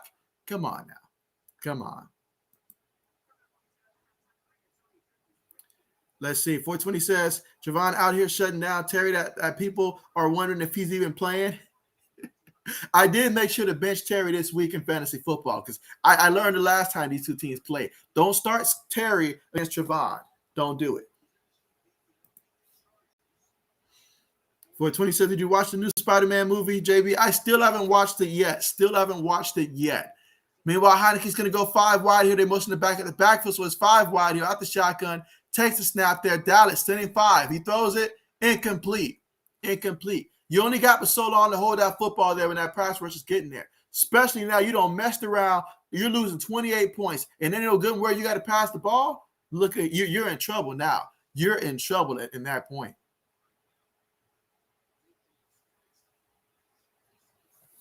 All right, but here we go. 39 coming up here. If Dallas gets to stop here, would not be surprised if they get another touchdown before the half. Well, let's see if they do. Washington in the shotgun, trips towards the top of the screen here. Take the snap. Dallas sends 5 again. Heineke's going deep. And, that's going to be – okay, that's incomplete. That is incomplete. I mean, he just tripped on the play, and so sometimes it happens. 4th down coming up.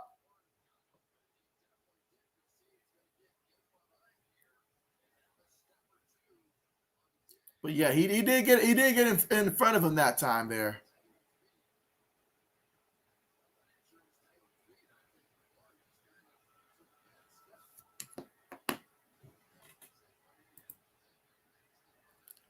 And so there you go. What's good with you? I hope you had a great Christmas, and I hope all is going well with you. But how are you doing? Meanwhile, we got a fair catch there by CeeDee Lamb. So CeeDee Lamb and the Dallas Cowboys offense, they're coming out once again trying to score another touchdown. They got a minute 42 to work with and 2 timeouts here. And I know this Dallas team, as many points that they've scored, they're hungry. They want to go out there and score again. They want to really implement it into Washington here, that they want this loss to be so bad that this is something that Washington can't get out of their head every time they see Dallas. They're making a statement. This is a game where you just go out there and you flex your muscles.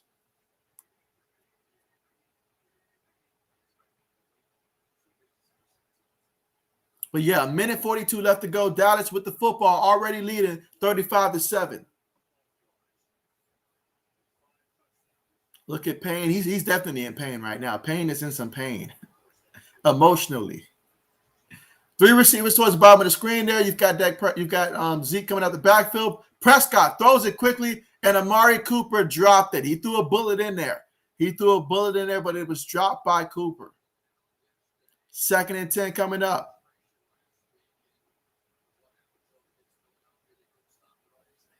The only thing that can stop the Cowboys right now are themselves. There is nothing that Washington seems to be able to do so far in this one that could remotely get things going, especially on defense.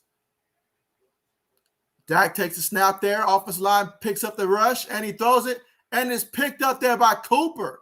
So how about that? Coop taking a hit but holding on to it, and it's a first down there for the Dallas Cowboys. So now we got 1st and 10 from the Dallas 29-yard line. A minute 20 left to go before the half. Again, 2 timeouts for Dallas. They're going deep, and it is incomplete. 2nd and 10 coming up. A minute 12 left to go. So 3 times in a row, he went to Amari Cooper.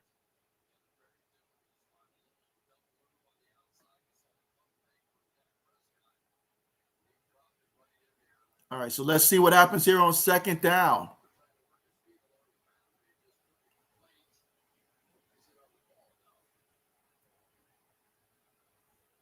All right, here we go, 2nd and 10. Out of the shotgun, 3 receivers on the play. They motion Zeke out, so now we're 5 wide. 3 receivers are backing the tight end. Takes a snap. Washington sending for it. Dak throws it there. I believe he got hit on the leg while he threw that one. But he's good right there. Those are the ones you got to watch out for when you're getting hit while stepping up like that.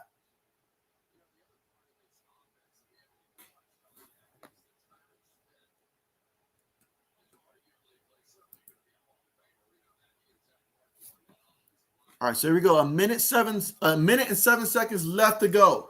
Let's see if Dallas defense can get a stop here, or if the Cowboys offense gets this first down here. I know they want to score again before the half. Out of the shotgun, they take the snap. Washington sends 5 this time, but the offensive line picked it all up. And so the tight end, Schultz, he's able to get the first down. Wow. Dallas did a tremendous job of picking up all 5 guys there. Dak could have made a sandwich before throwing that football there. He had so much time in that pocket, considering Washington sent 5 people. They may need to send another 5 if they want to get some pressure on this guy right now. It's just everything is going Dallas' way so far in this one.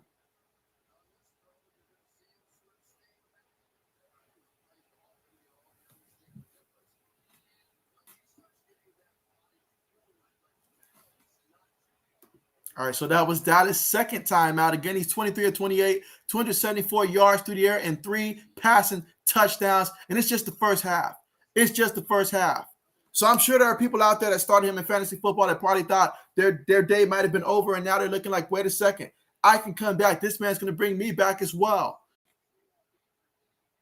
In the shotgun, 3 receivers on the play, takes a snap. Dak feels the pressure and throws it up there. Gets that one away. And so that's going to be an incompletion there. Great job just to be able to get that football away.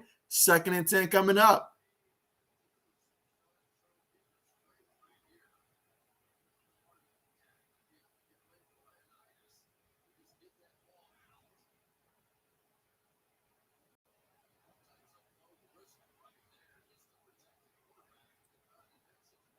All right, so here we go. 2nd and 10 coming up.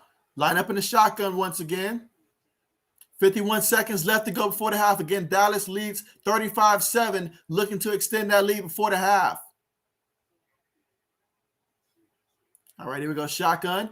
Dak takes the snap. Dak throws it, and it is caught there by the receiver. That's going to be a pickup of 12 yards there on the play. That was Turner with the reception. Dak's hurrying the crew up here because they've got one timeout here and about 35 seconds to work with before the half. Out of the shotgun. Takes the snap. Dak's looking. Dak throws it to the left, and it's caught by the tight end. He picks up about 8 yards in the play before stepping out of bounds there. That was Schultz with the reception. 30 seconds left to go here before the half. So 2nd and 2 coming up at the Washington 40-yard line.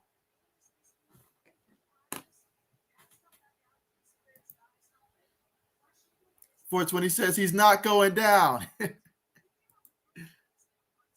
Let's see. Joey says, damn, a blowout. And so, absolutely, Joey, but I hope all is going well with you. Hope you had a good Christmas. Meanwhile, Dak going deep and right off the fingertips of the Washington defender there. And so, incomplete. And all he can do is just look at his hands. 24 seconds left before the half. Again, Cowboys leading this one 35-7.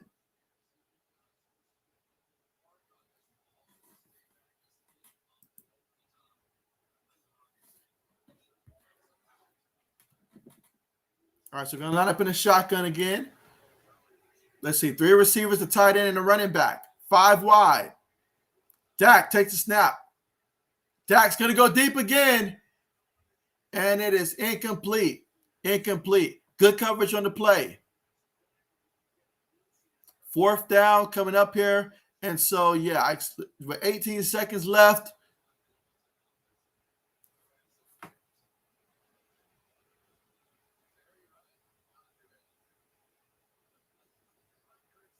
All right, not much Washington can do with 18 seconds, especially after a punt or whatever. Okay, so they're going to go for it. They're going to go for it. You know what? I get it. I get it.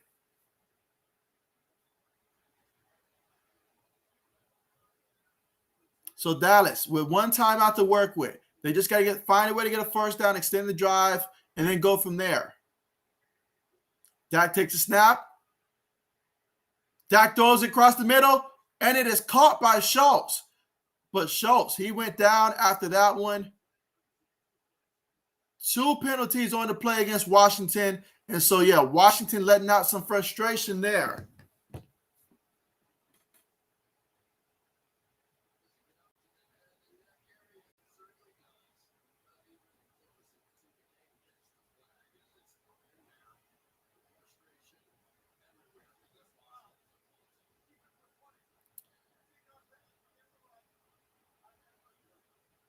Yeah, I mean, that's the only thing that Washington is catching at this point, the flag, because they're not catching the break. They're not getting the stop. The only thing they're catching is that penalty flag. That's it.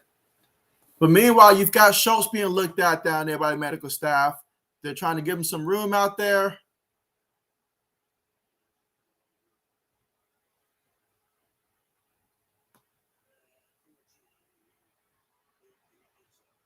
All right, so that's good news to see him up and about. Jogging off the field there. That's good news right there. Certainly don't want to lose anyone in a game like this. That is the only fear that you got right now if you're Dallas. You don't want to end up losing somebody that's critical to any piece on the field for sure. But here we go, 1st and 10 from the 13 yards out of Washington. You only got 10 seconds here, so you got to throw something into the end zone there. And then from there, even if it's short, you got one timeout to work with. But you got to be smart, Dak Prescott, with this. You're up 35-7 here. You want to add another touchdown here, but ultimately just be smart with the football and make sure you add something if you're Dallas. If you're Washington here, then, hey, just try not to let him get a touchdown. Dak takes a snap. He's looking. Dak throws it in the end zone, has a man, and it's caught by Amari Cooper for a touchdown. And so when it rains, it pours. And that's exactly what's happening right now. At this point, I wouldn't be surprised to see 2 coordinators going at it for the Washington football team at this point. This is flat out embarrassing. You could not play any worse than how they've played in the first half so far in this one. Wow. You have one job. You know they're going to pass the ball. They got 3 receivers on that side, and yet You're just jogging. You're just jogging. You're like, I'll just jog my way out there.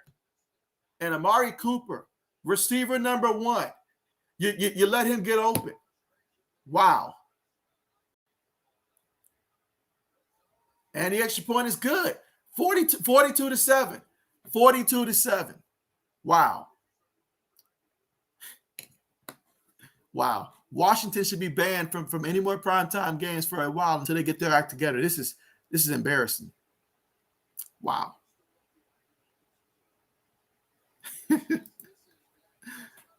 Let's see.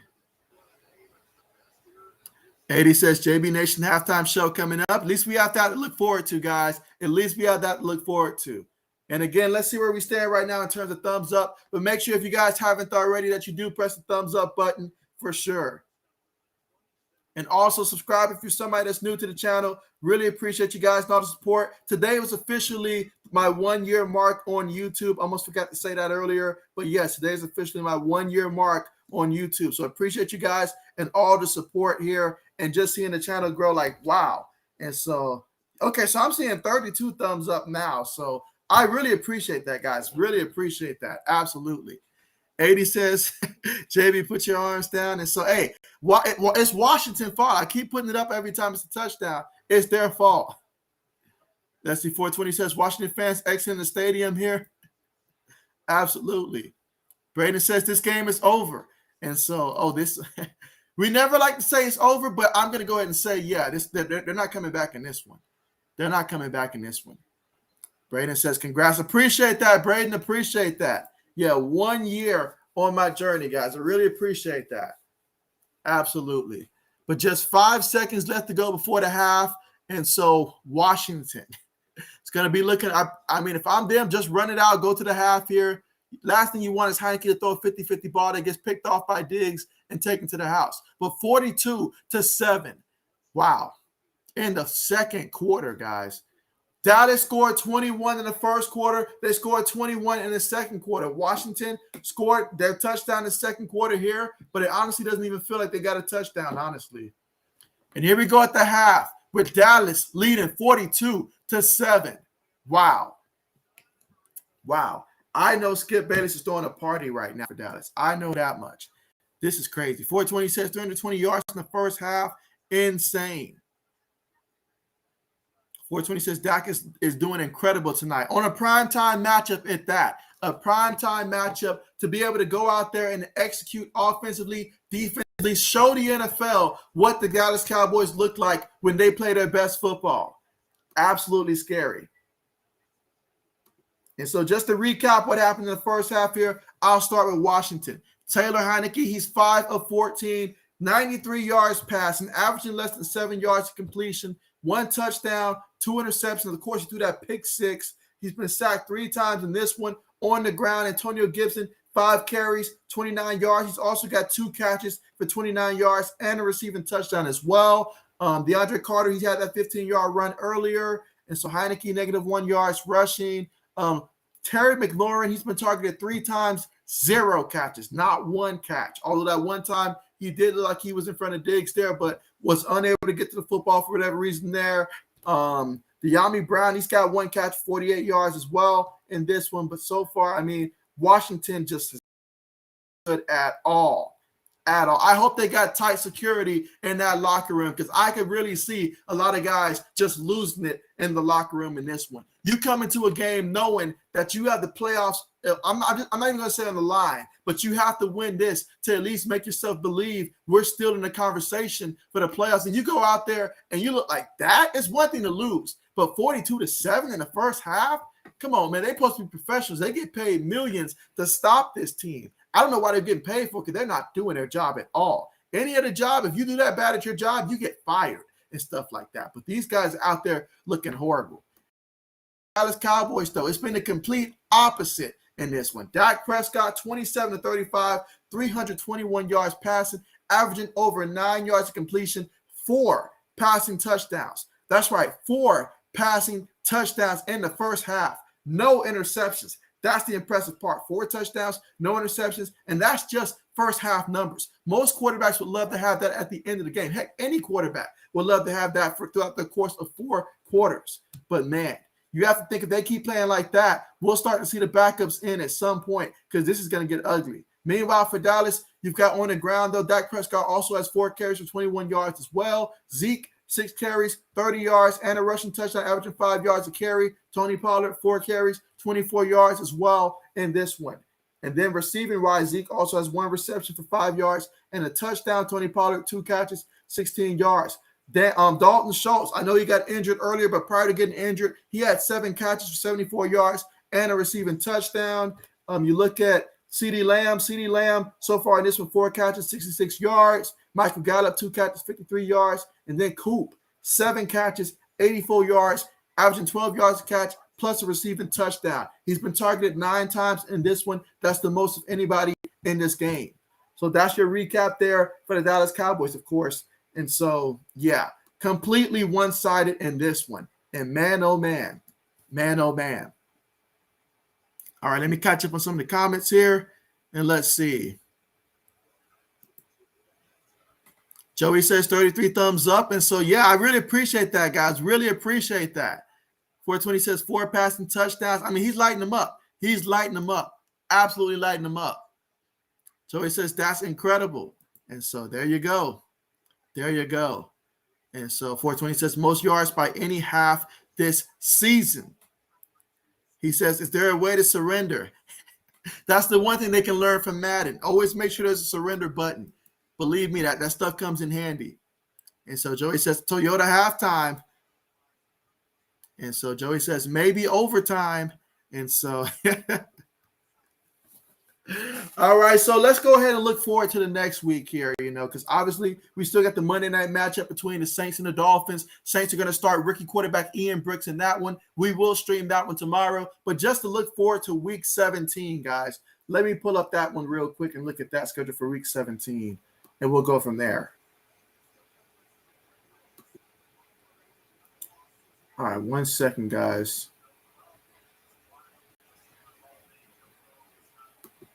All right, so week 17.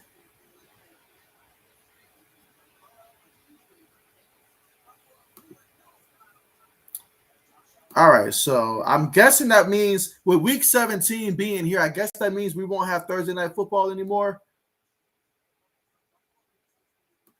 Let me just double check that.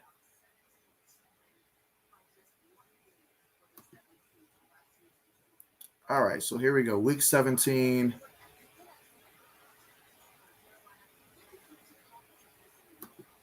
All right, so here we go. All right, so I will go through this for week 17. Let me see.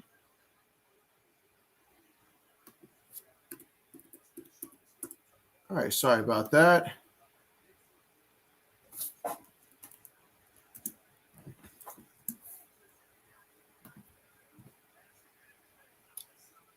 Okay, so yeah, looking at all the games here. Okay, trying to see who's playing Saturday next week is what I'm trying to find out because I'm seeing a lot of Sunday games.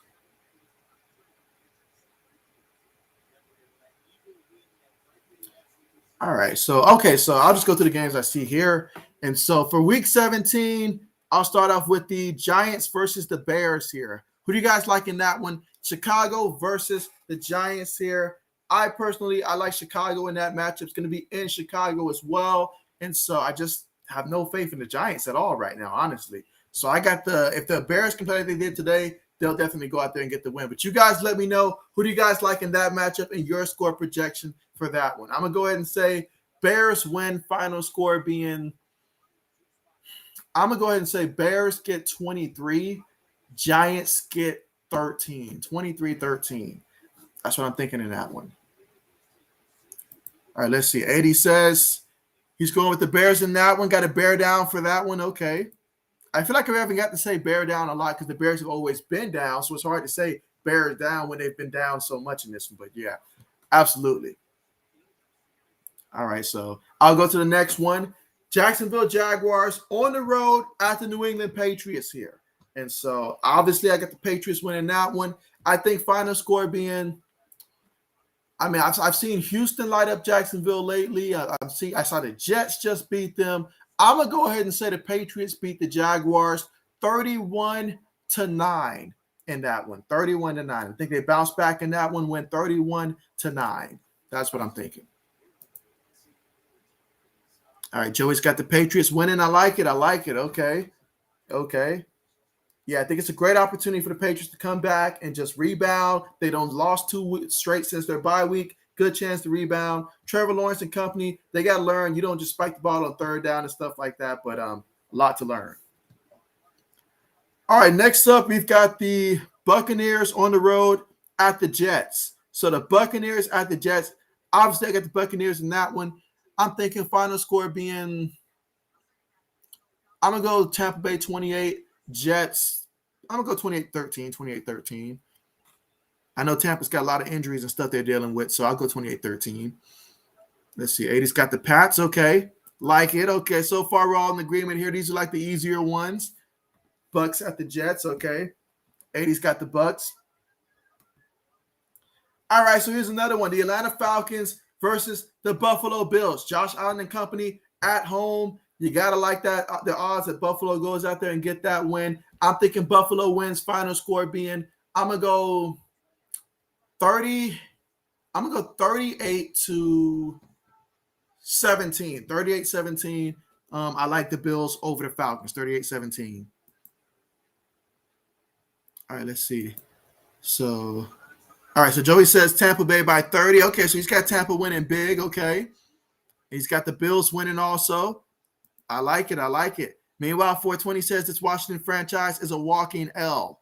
And so I will be curious over the next couple of weeks if they're going to update us on what exactly, because they did say early on, I don't know if it still stands, that Washington will finally let us know what their new nickname is going to be. So I am looking forward to figuring out what exactly that's going to be. Hopefully with the new nickname, they can hopefully change some things like this score right there. You cannot be losing 42-7 at the half. They're not doing themselves no favor. And now I got to work triple times as hard to try to make the stream more interesting because they won't make the game more interesting. So, all right, but here we go. So, yeah, I like the Bills over the Falcons in that one as well. Oh, this is a good one here. Finally a good one. Kansas City on the road at the Cincinnati Bengals. What are you guys thinking about that one? Obviously, Kansas City right now, they've been playing extremely hot right now, but Cincinnati coming off that big-time win against Baltimore, Joe Burrow, if he can play like he did last week, then you got to go Bengals in that one.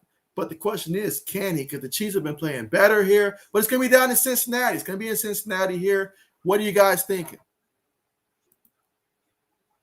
Let's see. 80 says he's got Kansas City.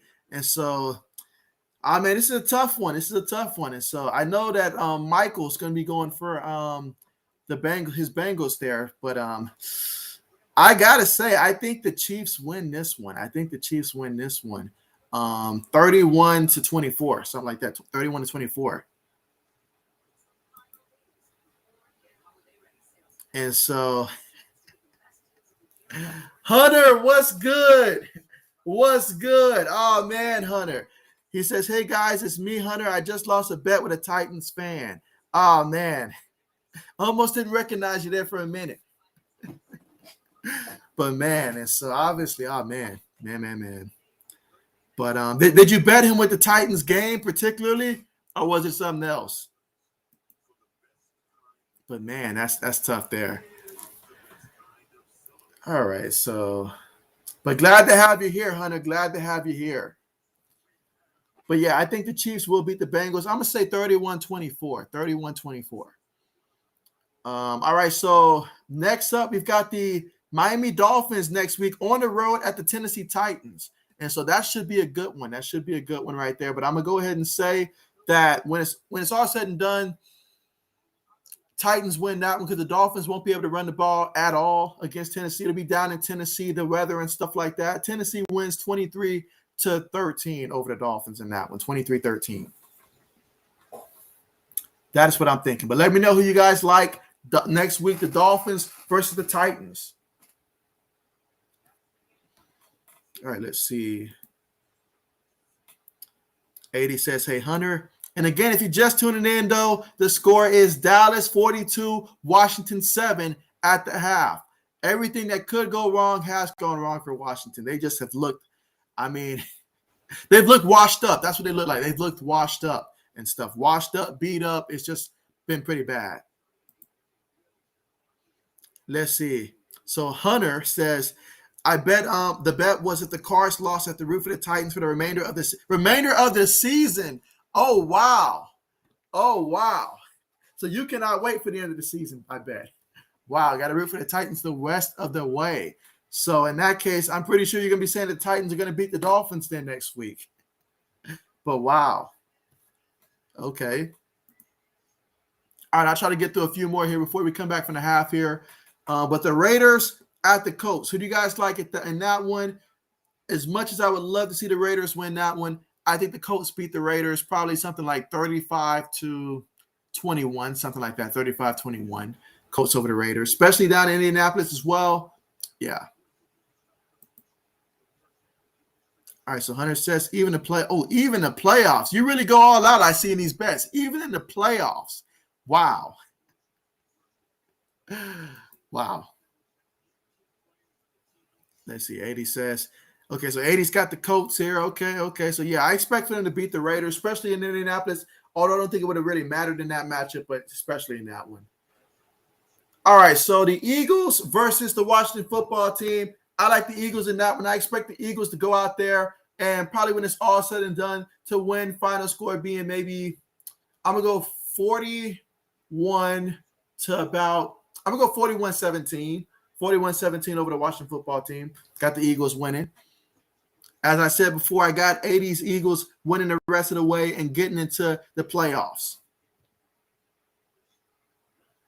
So that's what I got. Meanwhile, we're coming back from the half here, and so Dallas is going to kick things off here, and let's see how Washington looks. And 80 says Eagles 105 to the goose egg there, 0. I like it. It won't happen, but I like it. It's bold. Meanwhile, kickoff goes in the end zone there, and so, yeah. Washington will take over 1st and 10 from their own 25-yard line, losing 42-7. What does one say to the team?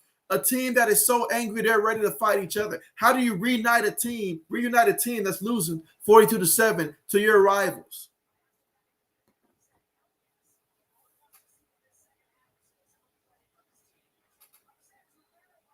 This is going to be important because if they come out looking like they did in the first half, my goodness. All right, here we go. Shotgun formation here for Washington. 3 receivers, a tight end, and a running back. They hand it to Gibson. And so they bring him down. Gibson is going to get back to the line of scrimmage there. No gain on the play. Randy Gregory there with the stop. 2nd and 10 coming up from the Washington 25-yard line. Again, the score is Dallas 42, Washington 7. So at this point, if you're Washington, you're not even worried about what the scoreboard is right now. You just go out there and you want to see more effort.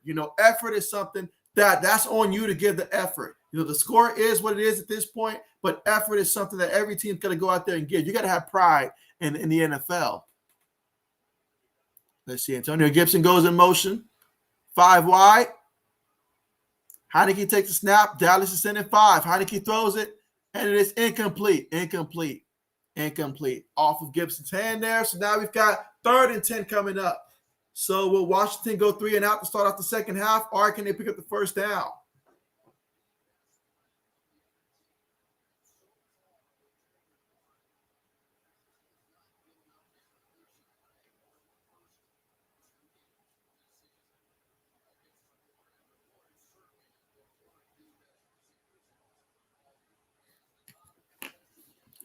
All right, so here we go. 3rd and 10.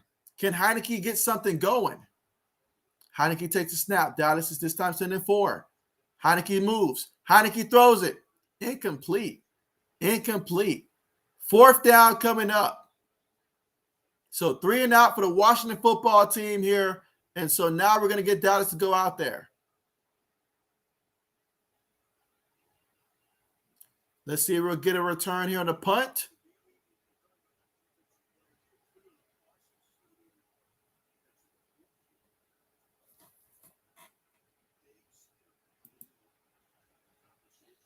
And so let's see. Hunter says only if Prater made those field goals. And so, oh yeah. Oh, yeah, if only. Punts on the way. Let's see if we get a return here. No return here. They're going to back away from the football. The ball's still bouncing here, and they are going to, let's see, Washington touches it down at the 22-yard line. So now we got 1st and 10 for the Cowboys at their own 22-yard line. If you're Dallas, it's very simple. The blueprint is you've got a 42-7 lead, but you don't want to go out there and let up. That's how guys start getting hurt and stuff. That's how teams start getting momentum and stuff. You want to go out there, continue the ball out there, and then if you just go out there and do what you've done the first 2 quarters, by the end of the 3rd quarter, we should start seeing backups come in the 4th quarter the rest of the way.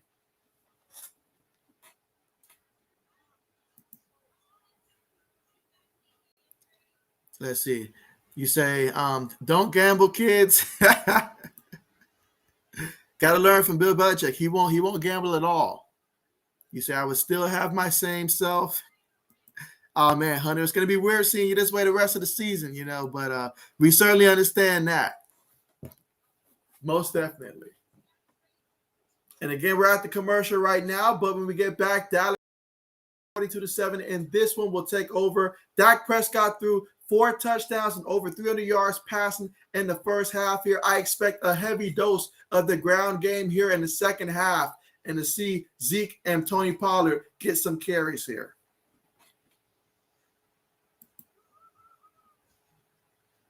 You say, okay, so you can change the name. Okay, gotcha. Okay. 420 says, imagine your opponent starting Dak in fantasy.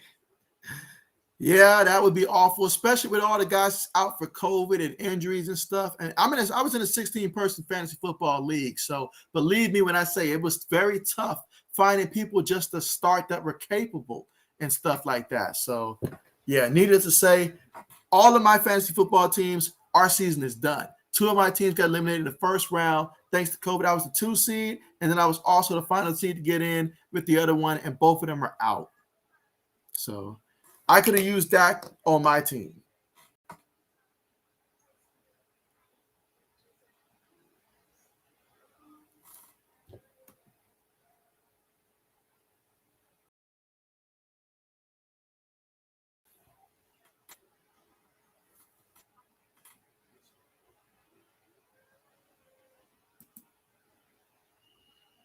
As Hunter says, is that less confusing? And so, hey, that works. That works. That works. I like that. That works better.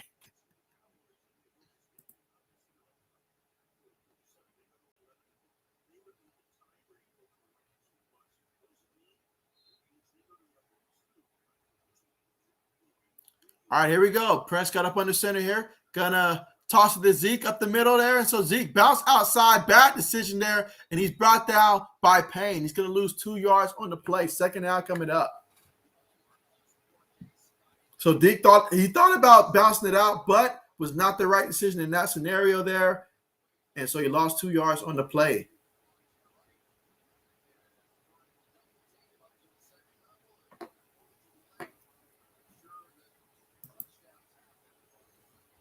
AD says JB's excited for the USFL. Meanwhile, Dak. And Dak gets sacked there, and so he loses 5 yards there. So 3rd and 17 coming up. So Washington defense is showing that, okay, maybe in the second half we can come out and make it a little bit more respectable here. I don't know how you're going to get some respect back, but just don't let them do much worse damage than what they've already done.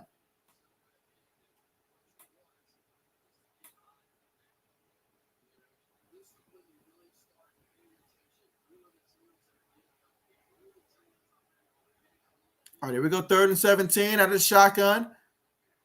3 receivers, 1 tight end, and they're going to hand it to the back, Tony Pollard, and Tony Pollard goes up the middle there, but they're going to bring him down there. He got back to the line of scrimmage, and that's it. So they're going to punt the football back to the Washington football team. So Washington gets the big stand there, and they're going to get the football back.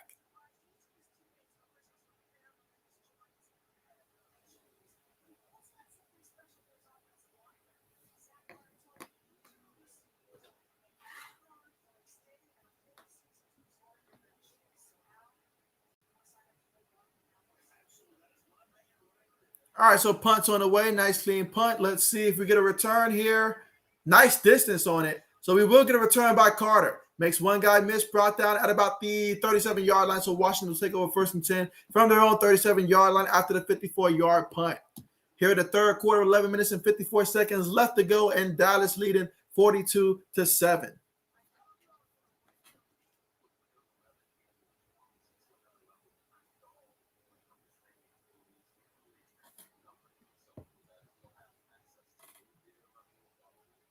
All right, let's see what we're at right now.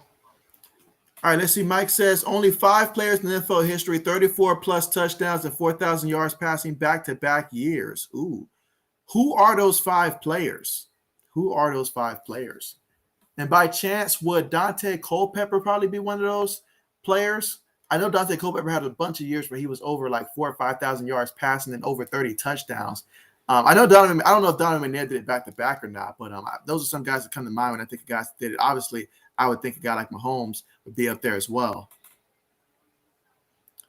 Let's see. Mike says this is a college score. Burrow had college yards, and so hey, he went crazy. He went crazy.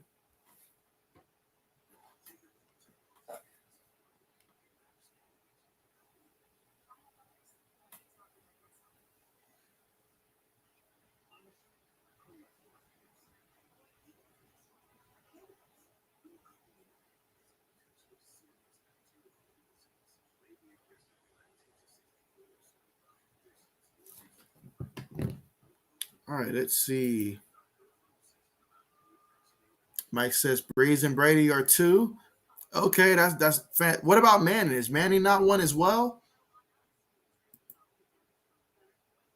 Let's see. Mike says I have not double checked. I'm ready in. So double check, and so okay. Rodgers, okay. But again, we're just in the third quarter, guys, with 11 minutes and 54 seconds. So still plenty of football left in the second half. And we're at the point now where we're like, where's the mercy rule at? 42-7. It has been all Dallas so far in this one.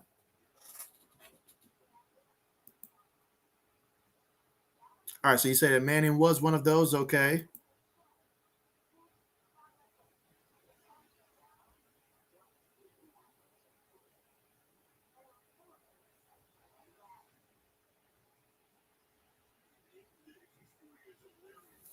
All right, so let's get back to the action here.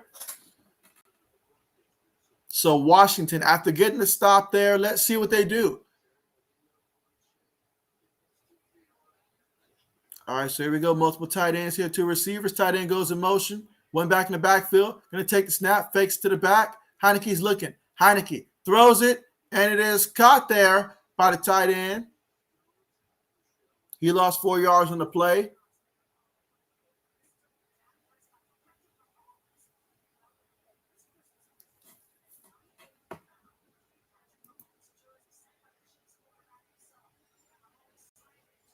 Let's see. Mike says, please check my home stats at break. And so, okay, let's see. Mike says, and now the third in passing already in Buffalo history, Allen. And so, okay. Meanwhile, 2nd and 14. They are going to hand it to the back there, in the back off the left side there, still in his feet there, but brought down by a swarm of Cowboys. So that'll be 3rd and 6 coming up. So he picked up 8 yards, and that is Jarrett Patterson on the carry.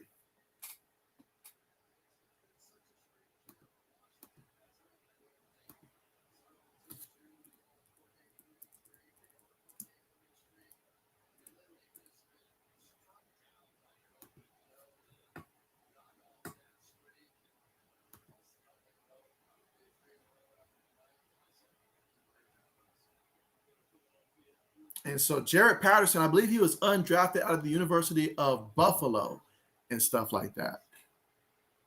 Meanwhile, they throw it to the tight end, and that's actually the receiver there, incomplete. So 4th down coming up, and Washington will punt the ball again. Man, the NFL really does need to consider some type of mercy rule at some point.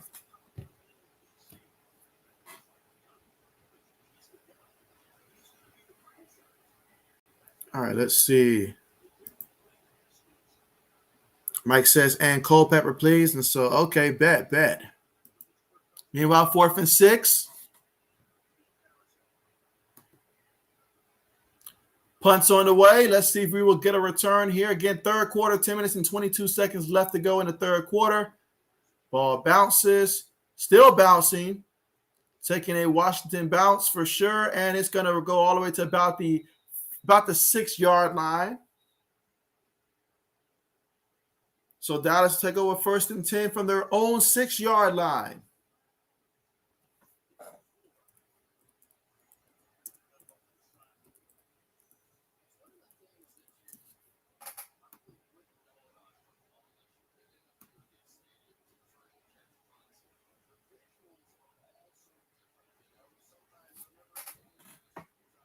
Yes, Mike says Diggs is good, but we did not have Cole Beasley or the amazing Gabe Davis. Hey, I mean, you guys still got it done without him, though. You said someone from Buffalo. And so, hold on. Play fake here. Dak throws it. And, whatever. Oh, that was incomplete. I thought that was a catch, but it was incomplete. So, second out coming up. 2nd and 10 from their own 6-yard line. He was intending for Amari Cooper. Third quarter, 10 minutes and 8 seconds left to go here in the third quarter.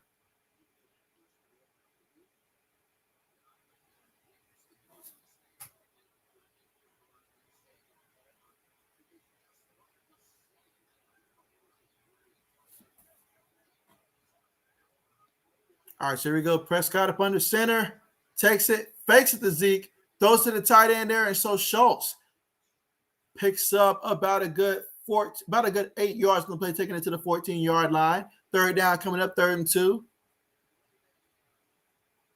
Mike says you said someone from Buffalo, and so the University of Buffalo, the Washington football team, number 32, Jared Patterson. He went to the University of Buffalo for college. So that's what I was referring to at that time. He was undrafted, but back at Buffalo, though, he was a star in the backfield. You're going to toss it to Zeke on the outside there, on the right side, and Zeke picks up 6 yards and a first down for the Dallas Cowboys.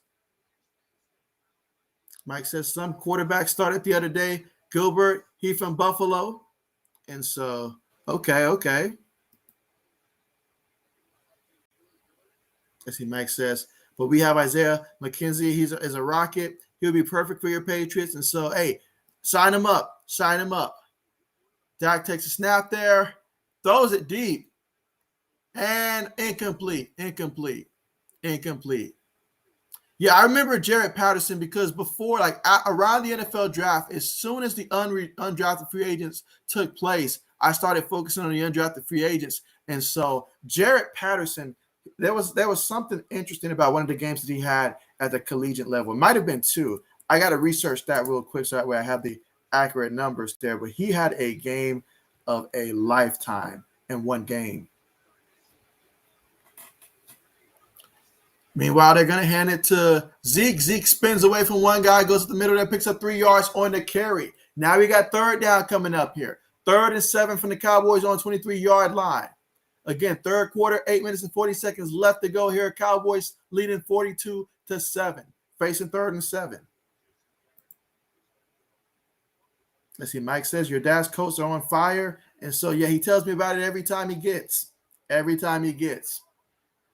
see, Mike says he had more 110 yards receivers Isaiah McKenzie did. And so, yeah, I mean, he was on fire. Meanwhile, Dak throws it across the middle. Almost picked off, incomplete. That'll bring up 4th down coming up. So 4th down, and the Cowboys will have to punt the football.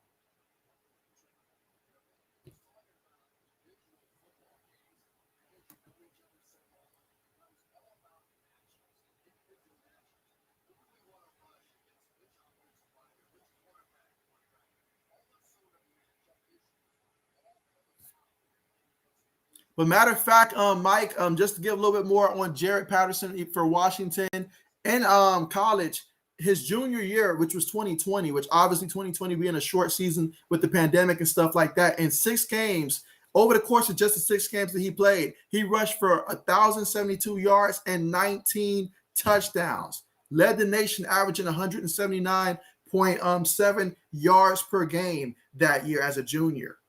And so As a freshman, he was the first freshman in school history to rush for over 1,000 yards in a season.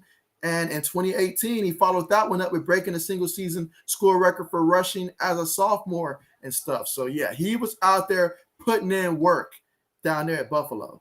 And so I was very excited. And that was one of the guys that I had my eyes on in terms of when he was an undrafted free agent. I was like, whoever gets him, they're getting a steal. This is the guy that's going to come in undrafted. You're going to get him for pennies for the dollars, but he's going to be able to go out there and with the right circumstance, light it up.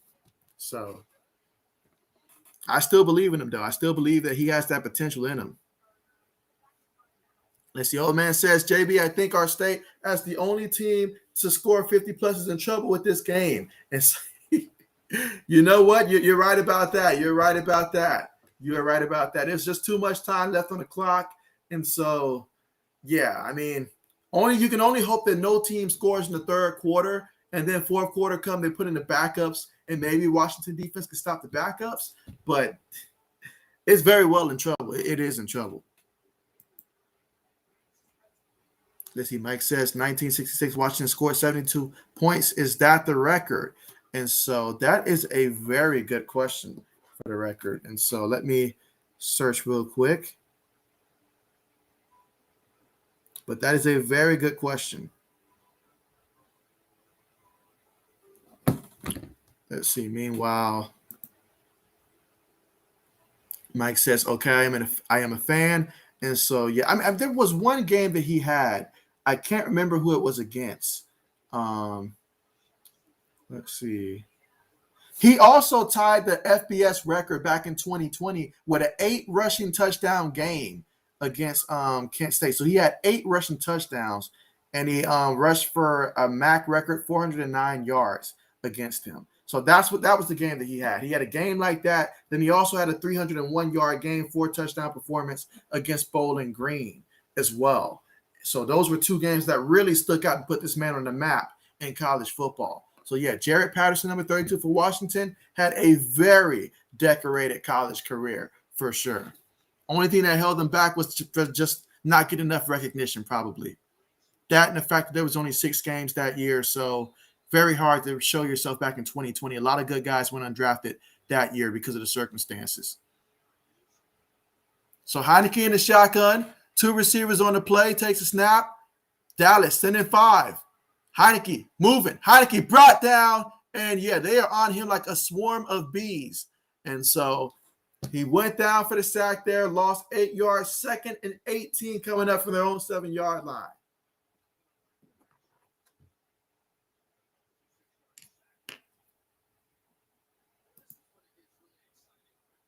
And let's see, Mike says, Buffalo, we used to love running back Starks for Packers, but I guess Patterson better.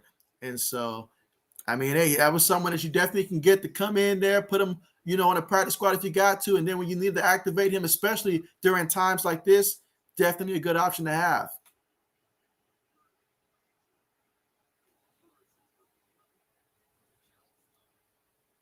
What are we challenging? So we got a challenge flag. What are we challenging?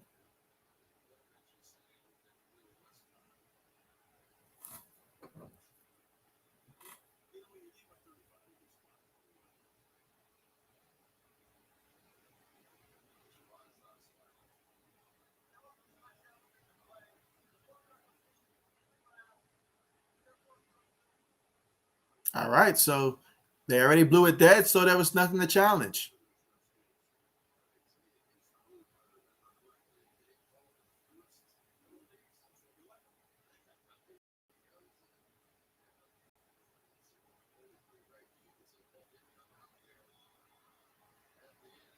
All right, so here we go after that play right there. 2nd and 18 coming up. Again, third quarter, 7 minutes and 17 seconds left to go here in the third quarter. And, yeah, right now, Washington with the football trailing 42-7. Right now, it's all about respect if you're Washington. You're trying to get some type of respect coming from this one. Heineke takes it. Going to hand it to the back. That is Williams there off the left guard. They picks up about 3 yards on the play. Third down coming up, 3rd and 5.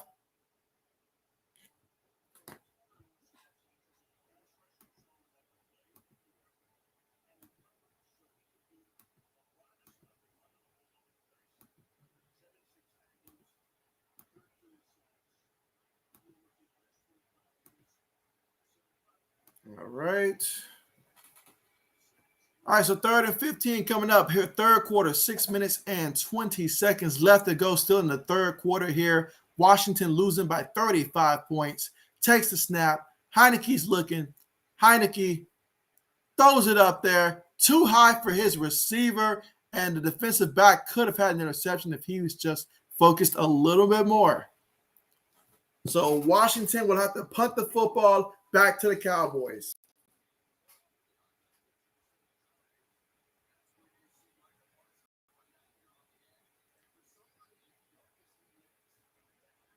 So I will ask this question for you guys here. Who do you guys think was the biggest Pro Bowl snub in either the NFC or the AFC? If you want to say both, that works as well. But the biggest snub this season for any position and all like that. The biggest snub in the Pro Bowl did not get the Pro Bowl that they deserve. Meanwhile, look at that. Dallas blocked the punt.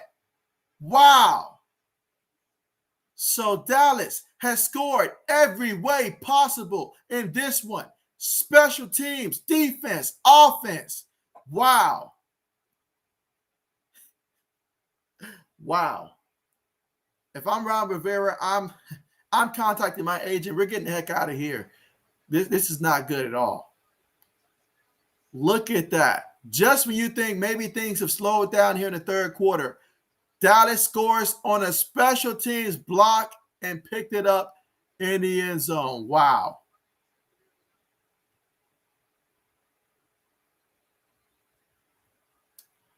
When it rains, it pours. I mean, sometimes it's just your day. This thing called momentum, it is real. Extra point is up. Extra point is good.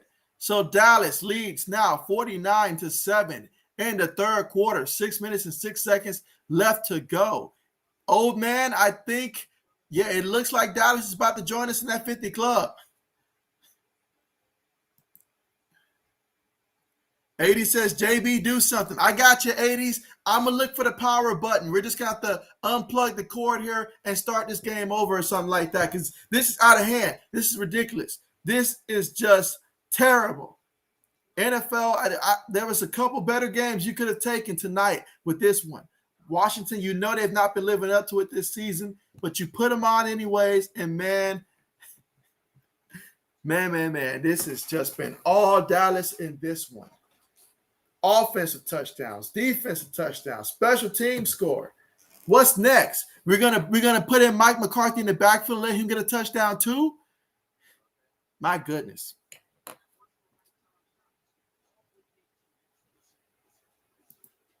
But yeah, we got to hit the reset button or something, 80s. This is pure madness, pure madness.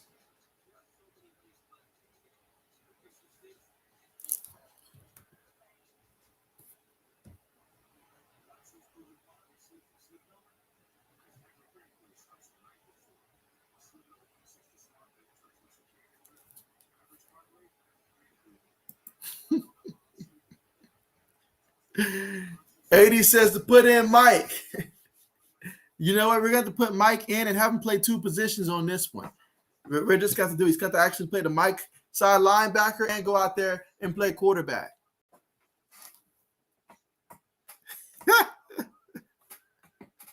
AD says madness is when you call OT, and so hey, that's just downright just out of it now. I mean, give me more credit than that. Mike says, everyone wake up the kids. We're about to witness a record. Don't wake up the kids for this now. Don't do it. Just don't do it. This is awful. This is the kind of game where a fight breaks out after the game in the locker room and stuff like that after a performance like this. I mean, if they thought it was something early on, look at that.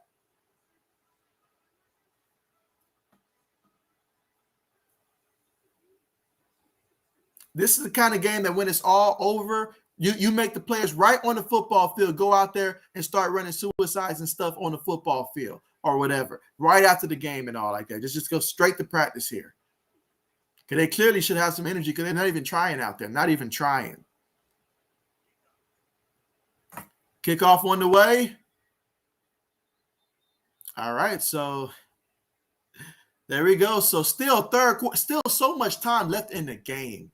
Like, Washington, do us a favor. Just run Jared Patterson out there. Just run the ball. And I don't even care anymore. I mean, just run the ball. All right, so let's see. Old man says that Matthew Stafford is the biggest snub for the Pro Bowl. And so, that's true because, I mean, you look at Kyler Murray. I love some Kyler Murray. I mean, personally, I really do like this kid out there. I think he's got a great future. But I think that this year they really did slight Matthew Stafford and choosing Kyler Murray over him. I will say that. They hand it to Patterson. And so Patterson lowers his shoulder there, picks up 10 yards there for the Washington football team and a first down. So Patterson, the undrafted free agent from Buffalo.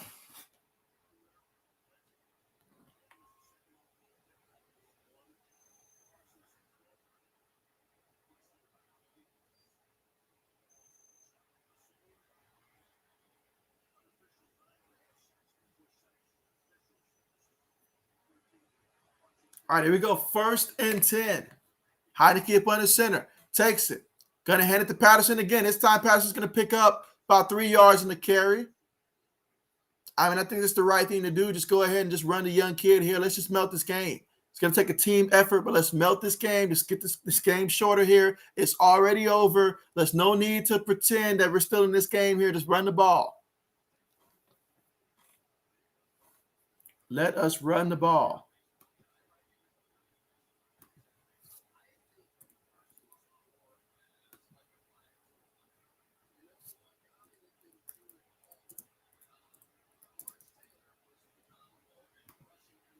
All right, Heineke takes a snap. Heineke throws it, and it is caught there by the tight end there. And look at him still moving. That's Bates.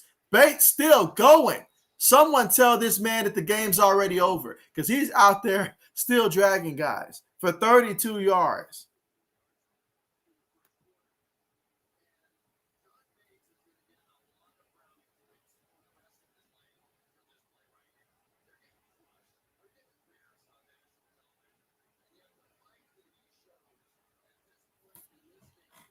All right, let's see.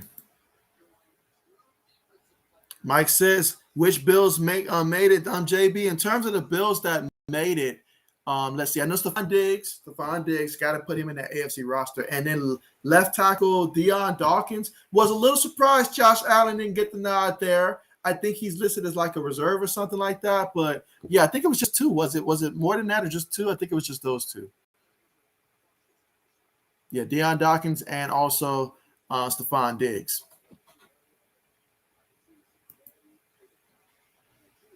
Let's see. Mike says, do we know the high score record? And so that's a good question. Let me look that one up real quick.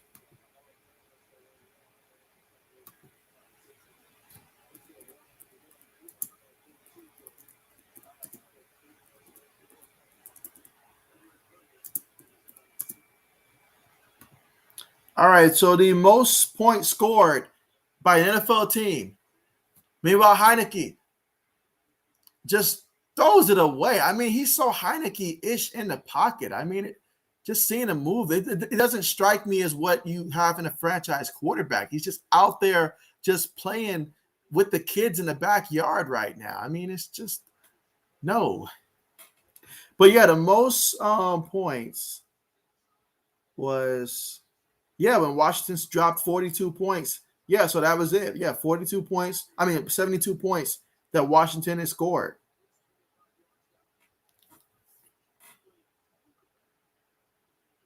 And so, that's the record there, Mike, 72 points. Mike's rooting for 50 plus. Heineke takes it. Heineke steps up. Heineke throws it, and it's incomplete. Incomplete. There's a couple penalties there. Up, we've got Heineke down there. Heineke looks like he's in some pain. They're going to call offsides on the defense there.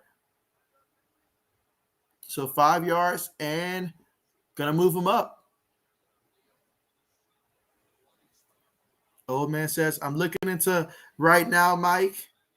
And so, 72 points. Yeah.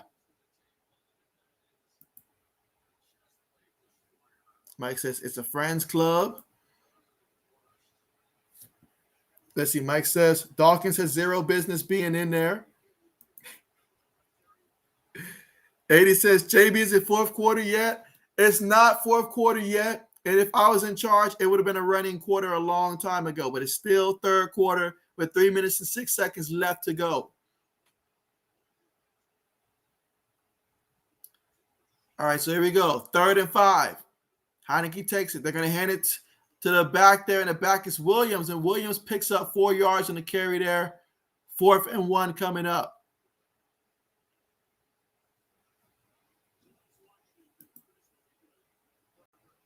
Let's see. 80 says, kids in backyard. And so, I mean, that's what he's doing. He's playing with the kids in the backyard right there, just running around, just like, got you. Just doing all that stuff and just out there just slinging it. Just slinging it. He's like a poor – he's like a very, very poor man's version of the worst type of Brett Favre you can think of. In other words, he's not that guy. And as soon as Washington realizes it and stop kidding around, the better. But I think I skipped that one there. Meanwhile, Heineke takes the snap there. Heineke throws it. Incomplete. So there you go. It's Dallas football again, guys. Dallas football again here in the third quarter, leading 49-7. Washington unable to convert on the 4th down. So now Dallas has it 1st and 10 from their own 21-yard line. Let's see. But yeah, that's right, old man. That's right. It's that 1966 game in which Washington versus the Giants. And it's funny if Washington is the team on the other end of it this time. But yeah, 72 points is the most by any team. And 113 points is the most in a game. Look, we get to see Cooper Rush get in the game. Y'all, Coop in the game. Let's see if we get any Coop to Coop passes here. 2 receivers towards the bottom of the screen here. They're going to hand it to the back, Tony Pollard. And Tony Pollard, he's going to pick up 4 yards off the left guard there. 2nd and 6 coming up from the Dallas 25-yard line. So it looks like Dak Prescott's day is done. He's all smiles on the sideline there, and he should be. 28-39, 329 yards through the air, 4 touchdowns, no interceptions. My goodness. If that's not enough to win you your fantasy football league matchup this week, you just don't know what you're doing as a fantasy football manager. It's just that simple. Here we go, 2nd and 6. 3 receivers on the play, 1 back in the backfield, got a tight end as well. Cooper Rush, under center. 3 seconds on the play clock. Takes a snap, hits Tony Pollard again. Tony Pollard's going to bounce outside, or try to anyways. No gain on the play. 3rd and 6 coming up. Mike says offensive tackle Spencer Brown did get fined for chugging that giant beer before first play of Tampa game. And so 80 says, so is he on your list? And so Heineke, I wouldn't put Heineke there because Heineke is who we thought he was. I mean, anybody that thought that he was a franchise quarterback was kidding themselves. He's done just about what I expect from him to do. He just goes out there and just does Heineke-ish things, honestly. Throws the ball. And so look at Turner turning it up there. So Turner, he says, I want to score too. He says, I've got a contract that I want to secure next year, and he's still running with the football. Look at him, takes it all the way to the 14-yard line. 61 yards on the play. Turner turning it up, and that should take us to the end of the third quarter. It has been Dallas everything. NFL should be ashamed of themselves putting this matchup right here. Ashamed of themselves. This is a beatdown. You could not have picked the worst game this week if you wanted to.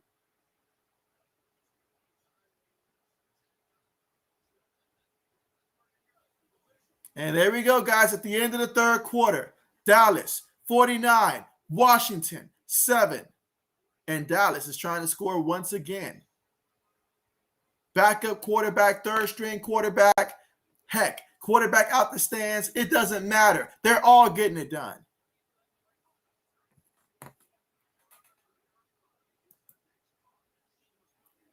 Old man says, and it's Washington who scored the 72 points. That's the ironic part. It's funny how history works. 1 second, you're that team that lights it up. The next second, you're on the wrong end of history. And so 80 says ashamed. But hey, 80s, we're finally going to be in the fourth quarter of this one. 49-7. My goodness, the NFL just sure knows how to pick some of these games.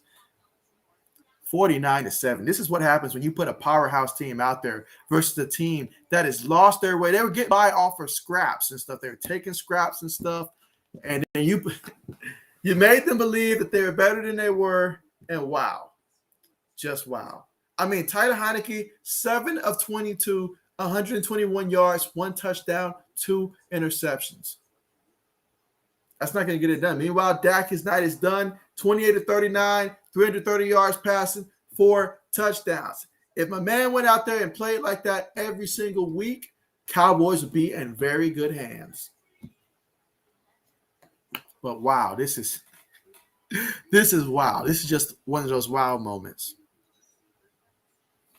And so 80s, you know what? You guys should go out there and at least score 60 points on these guys or more next week. I mean, this is bad. This is bad.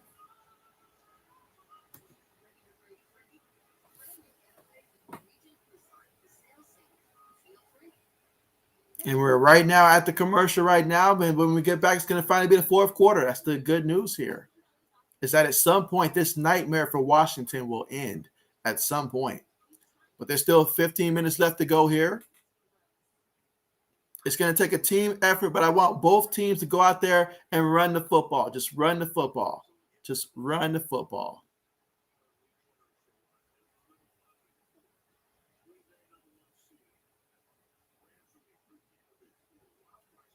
So look at that. 5 teams in the NFC have clinched a playoff spot.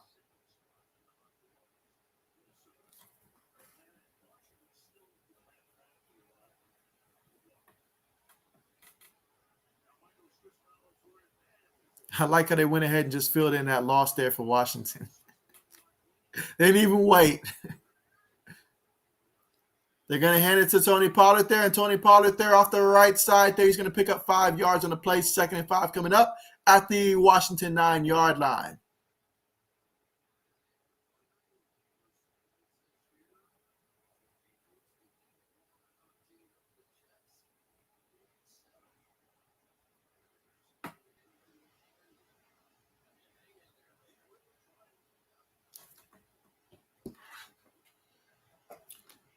All right, so 2nd and 5. Rush up under center. Takes the snap, play fake. Cooper Rush is looking. Cooper Rush throws it, and it is caught there by Turner. The guy who got this drive there is able to cap it off there for a touchdown. And so Dallas, once again, digging deep into the celebration playbook there. I don't think any team comes into the game planning to celebrate this much, but I hope that they worked on a lot of them, because this is a touchdown, and there's still plenty of time left to go in this one. But now we've got the backups out there scoring against this Washington football team. This performance is so bad that if I was working for Washington right now, I'd release the new nickname of the team, because I never want to be referred to a team. I never want to be referred to as the Washington football team again after this performance. I want it to be a thing of the past at this point. This is embarrassing. So there we go, 56-7. Dallas has now scored the most points that any team has scored this season. And we still got 14 minutes and 16 seconds left to go in the fourth quarter. We got backup quarterbacks out here hitting backup receivers like it's nothing, like it's clockwork. Wow.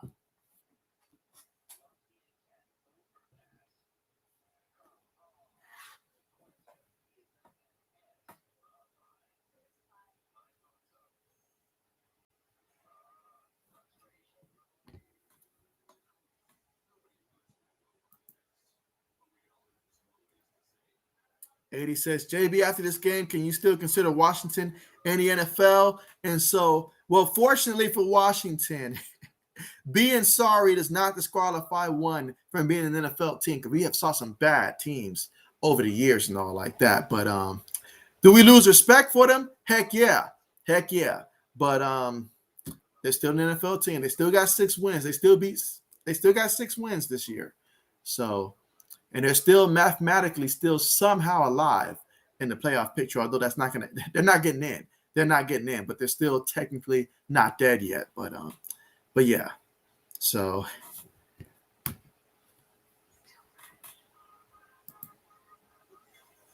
and so Ben, what's good, Ben? He says you can say the same for the Steelers.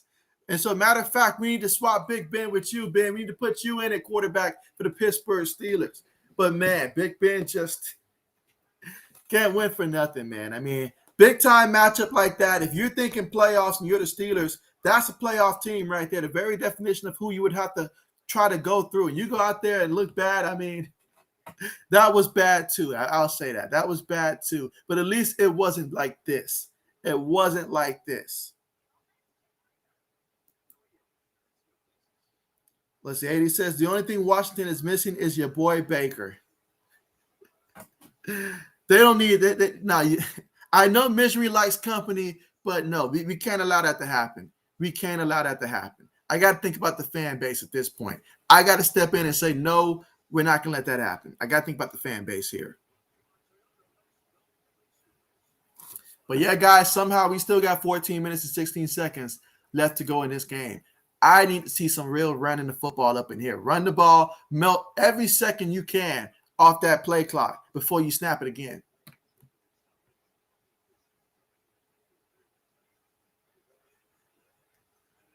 This is going to turn into a question of how much sportsmanship will Dallas show to Washington? I know there's a lot of hatred there, but how much sportsmanship are we going to show?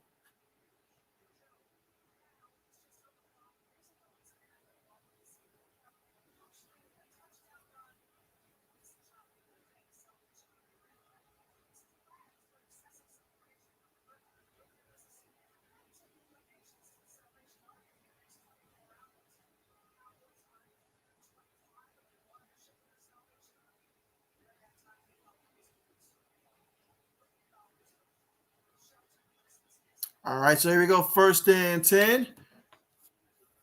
So Heineke still, nope, this is not Heineke. This is actually Allen this time. So Allen heads to the back, and yeah, Patterson gains 1 yard in the play. That is it.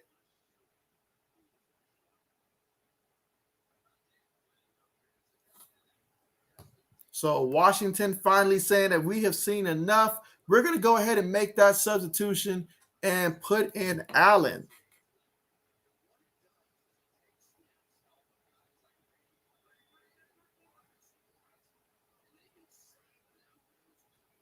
All right, so here we go, 2nd and 9.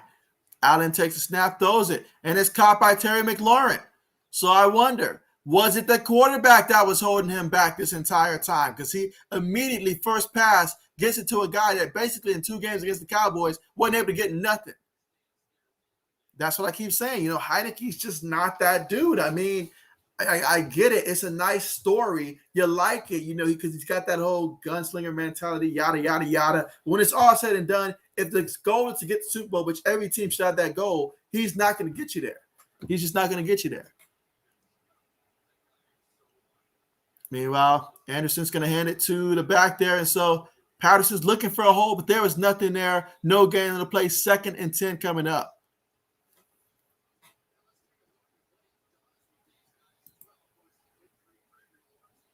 And so Braden says, remember at the beginning of the season when everybody thought the Washington football team defense was going to be really good. And so I was also part of that crew.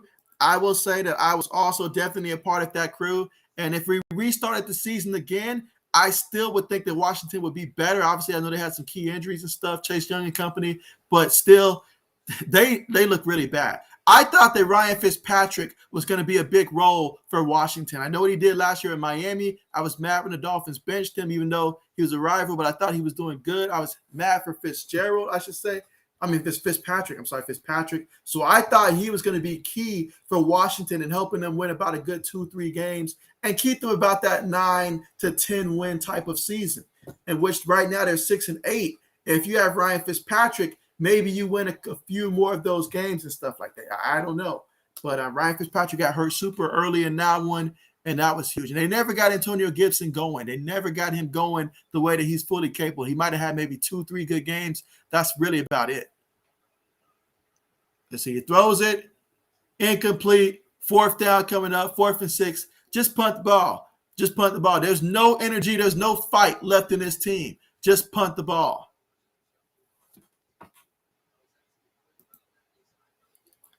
And so Braden says, I also thought that too. Yeah, I mean, I got to keep it real because I have lots of videos out there saying that I really thought that Washington was going to expand upon that. I thought that the whole I know that Fitz Magic was going to be a risk, but I thought that it was going to pay off for them. And then not only that, Curtis Samuel, they brought him in. I thought Curtis Samuel, Terry McLaurin, I thought all those guys were going to come together, Logan Thomas, and it was going to be one heck of a team and all like that. But it didn't work. It didn't work. I'll say I was wrong about that. But that one heck of a punt that was. And you know what? He should be the only guy at the end of the day that should be rewarded, pat on the back for his performance tonight for the punter for Washington, because he's the only guy that went out there and did his job. He earned his paycheck today with all these punts. I will say that. Excellent punt at the 1 yard line. Let's see. Braden says, do you think Chase Young is going to be really good? I do think he's going to be really good. I remember when Myles Garrett came out and all like that. I think it took maybe a little bit before he started doing what he was doing. It took the whole him and Mason Rudolph incident. But then after that, he really took it up to another level and all like that. I can see Chase Young doing something similar to that. He can be better than what Jadeveon Clowney is for sure. I think he'll be really good. I think he'll be really good in the future, especially by the end of next year. I think he'll come into his own for real. Guys like him, obviously Nick Bosa, those guys, absolutely. I miss those guys at Ohio State, guys like Chase Young, Nick Bosa, Joey Bosa, all those guys. I miss having those guys at Ohio State. That is what we're really lacking. Those guys and having the defensive backs that we used to have. I really miss those guys.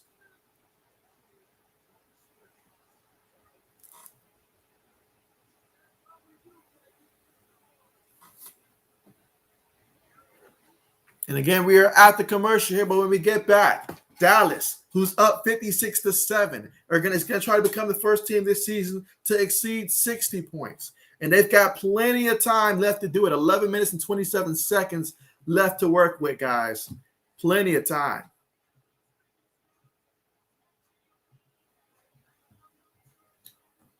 I don't know what Washington called themselves doing, though, but whatever it's doing, it's not working.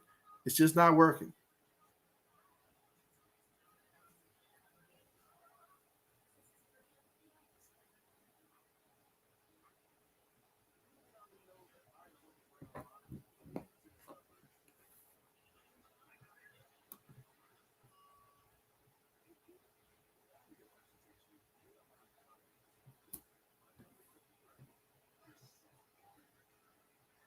But yeah, plenty of time still on this clock here. And so all I want to see is just go out there and just run the ball. Just run the ball. I don't care how we run the ball, run the football.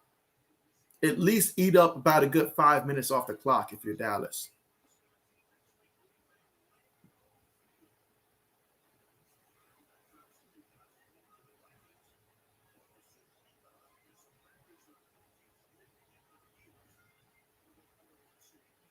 All right, so they're going to call a quarterback sneak there, and they're going to have Coop go up the middle, and he's going to pick up 2 yards on the carry. 2nd and 8 coming up.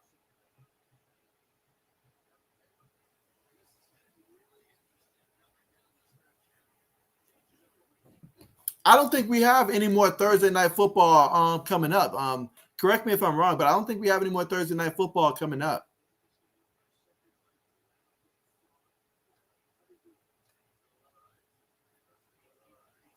All right, here we go. Rush up under center here. Going to throw a quick one there to CeeDee Lamb, and CeeDee Lamb's going to drop it. Incomplete.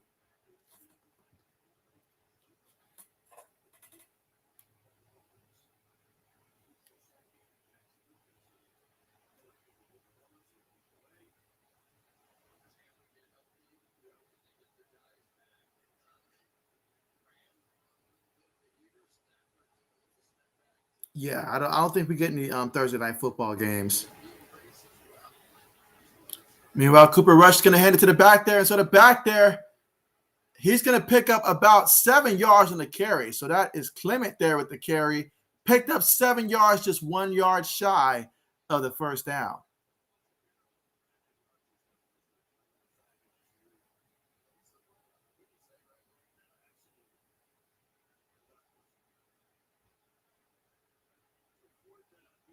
All right, so we got fourth down coming up here.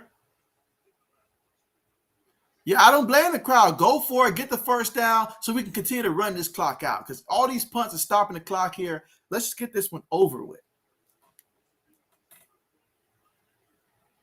All right, let's see. So, yeah, I'm thinking that on Thursday, the Peach Bowl may be a good game to stream with number 12 Pittsburgh versus number 10 Michigan State. I know Kenneth Walker III won't be playing in that game, but that's a game that I'll definitely look into possibly streaming that night. Since there won't be any more Thursday night football game, it'll be a good time to pick up a bowl game for that one.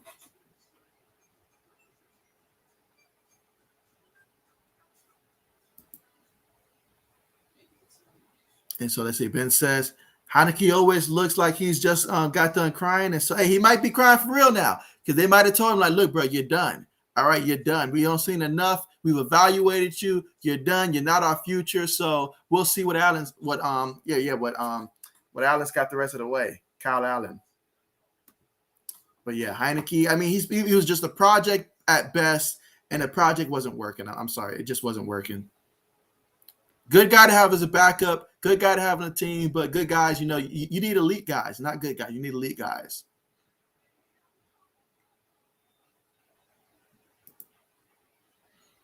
And so, let's see, 80 says, who is JB's MVP pick? My MVP pick so far this season, if you ask me, I would love to say Jonathan Taylor, but I would have to go Aaron Rodgers. I got to go Aaron Rodgers right now. I just have to go Aaron Rodgers at the moment. Aaron Rodgers, even with that bad toe and stuff, he's still out there just doing amazing things once again. So that's what I'm thinking, Aaron Rodgers. But Jonathan Taylor, if he can finish out strong with a couple more big games, I'll leave that door open for him to come and take it. But who you got, 80s? Let me guess, you still rocking Jalen Hurts?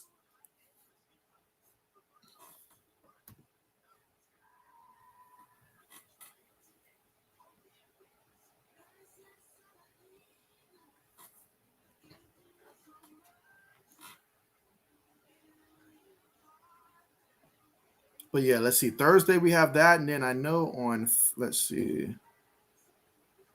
Obviously Friday we have okay, I'm gonna ask you guys this question. Which game are you guys looking forward to more? Is it the Cincinnati versus Bama game, or is it the Georgia-Michigan game? I mean, I'm pretty sure a lot of people are gonna be looking forward to that Georgia-Michigan game. But which game are you guys gonna be looking forward to the most? Cincinnati, Bama, or Georgia, Michigan?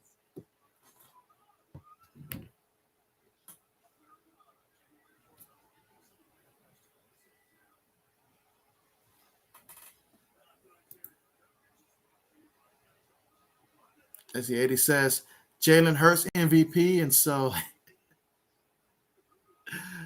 all right, so here we go. First and 10 out of the shotgun. So let's see. Allen has it. Allen moves, and he's going to get brought down there, and he is taken down. Gets back to the line of scrimmage, though. Second out coming up.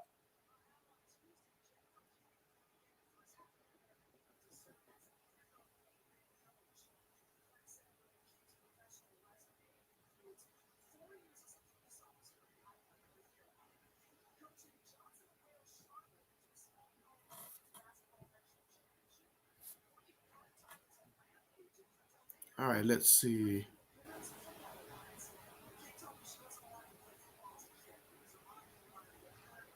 So Allen throws it to Humphries, and Humphries taken down immediately. Immediately going to lose 2 yards on the play. That was Joseph with the tackle. Third down coming up, 3rd and 12. And hey, as long as that clock keeps moving, that's all I can ask for. That's all I can ask for.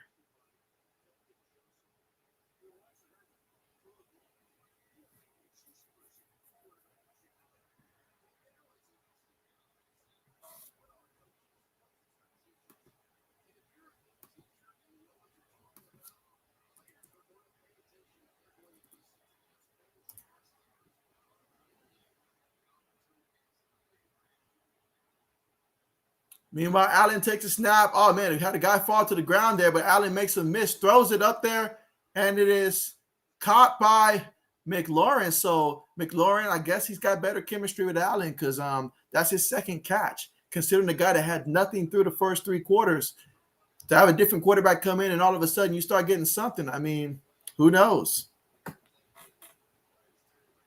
Who knows? But yeah, in terms of like winning a championship though this year, that's going to be tough though. I actually want to see Georgia beat Michigan. I'm still bitter about the whole Michigan-Ohio State thing. So I would like to see that, but yeah. Can they beat Bama? That's a good question. I don't think they can. So it's looking like Bama's going to win it, but we'll see. We'll see. All right, so let's see. 80 says Georgia, Michigan. That's what he's looking forward to the most. Braden says Georgia, Michigan. But Braden also says that he hopes that Cincinnati upsets Bama. And so that would be a huge upset, a very huge upset. All right, here we go. 2nd and 6 for Washington out of the shotgun. 7 minutes left to go in the 4th quarter. Allen throws it, and it is. Just say it's complete, refs. Just say it's complete. Keep the clock rolling. Looks like it's caught. All right. 6 minutes and 50 seconds left to go. 3rd and 1 coming up.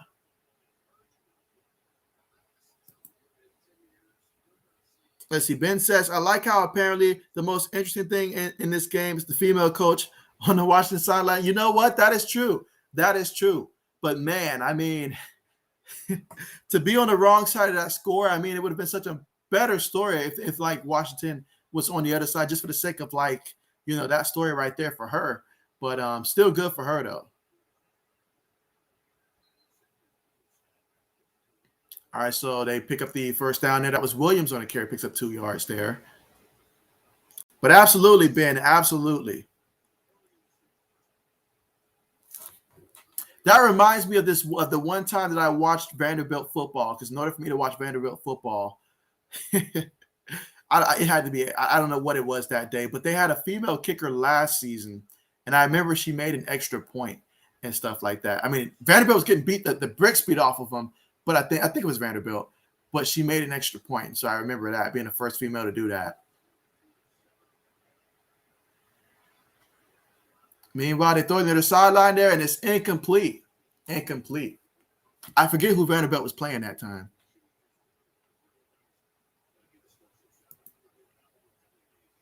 And so Braden says, JB just wants this game to end. Absolutely. I mean, when the game has already been decided before halftime, I mean, what gets me is that I get why Dallas passed the ball as much as they have, because that's how they got the lead, passing the ball. And so, you know, you don't want to get away from that.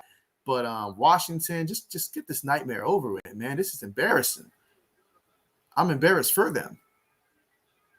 And so they handed up the middle there. And so Patterson, trying to run hard there, picks up 3 yards off the right side there. 3rd and 7 coming up. So 3rd and 7 at the Dallas 30-yard line. 5 minutes and 20 seconds left to go in this one.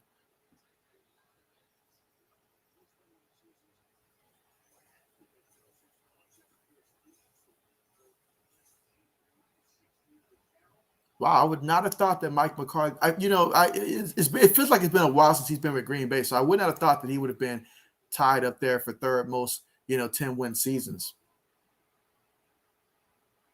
But, hey, that's good company to be in. Meanwhile, 3rd and 7 here. Allen takes it.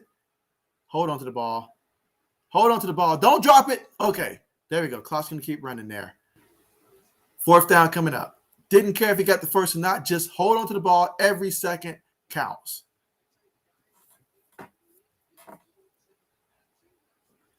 But, yeah, we're going to get to see a good amount of college football. That's for sure. So, absolutely, guys. I'm thinking Thursday we'll get to stream that Pittsburgh, Michigan State one. And then Friday we'll get to also see the I guess I'll do the Georgia-Michigan one, because that one does seem more interesting there, the Georgia-Michigan one. I could possibly end up doing the Cincinnati one, possibly, but we'll see, because Friday nights are typically busy for me, but we'll see. I'd like to do that Georgia-Michigan State, Georgia-Michigan one. Meanwhile, they get the first down, so as long as it keeps the clock going, I'm all good for it. So first down, clock keeps running. 3 minutes and 50 seconds left to go.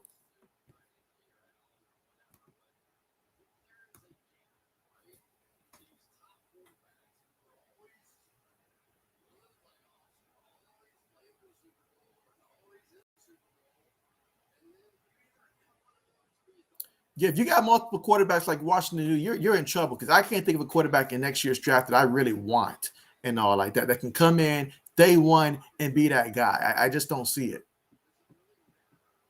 So Allen takes a snap. Allen throws across the middle there, and it's caught, but at least the clock keeps running. And so Terry McLaurin there with another reception.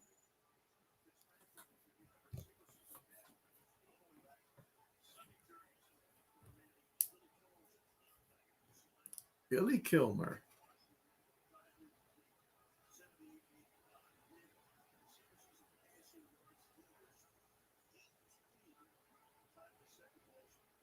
All right, so let's see. Allen throws, and it's caught once again, and he fumbled it. He should be down already. He should at least be down short of the goal line. Now go ahead and take this at a 2-minute warning.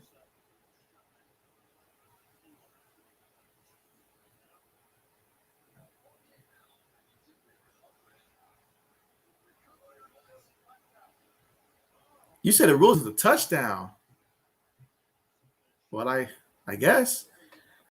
Well, if that's the case, I guess that's a touchdown.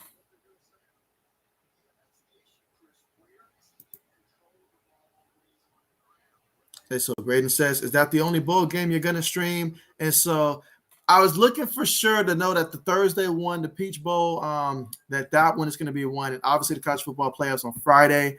And so I will look and see. I got to look and see on Saturday and see who's playing there. But okay, on Saturday I may end up streaming that one as well, the Utah-Ohio State game for the Rose Bowl. So I may end up streaming that one as well. Because I don't think we have any more Monday Night Football games next week. So I can probably do those many in a row. So, yeah, I'm thinking that Saturday game, Utah, Ohio State, Rose Bowl, I'll stream that one as well.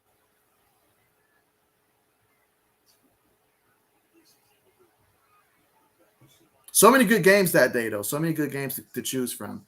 That Oklahoma State Notre Dame game, that's a possibility as well. But, yeah, I may go with the Ohio State-Utah one. So now Washington for to go for the extra point here. Oh, man, they went back and added the time on the clock and everything.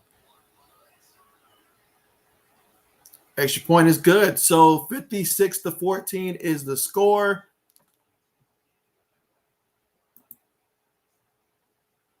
Let's see, Eddie says, JB would draft Spencer Rattler. I would not. I wouldn't be a good GM if I did. Braden said that's going to be a good game. So, oh, yeah, absolutely. That's going to be a good game. But there's a lot of good games that will be coming on the first. There really is. Like I said earlier, the Notre Dame and Oklahoma State game, that's going to be a good one. Heck, even the Baylor versus Ole Miss one in the Sugar Bowl, that'll be an interesting one as well. Iowa, Kentucky, like the first is obviously going to be filled with a ton of good games in that, a ton of them. But ultimately, if I'm going to choose one, it's going to be my Buckeyes there. One final game. I know that our season ended in disappointment, but doesn't mean we have to end it on a bad note. But Utah's going to come in looking for a fight. I guarantee you that. Utah's going to come in looking for a fight. And the way that our defense has been looking at times, we better be ready for this one. We better be ready. That's all I'm saying. We better be ready.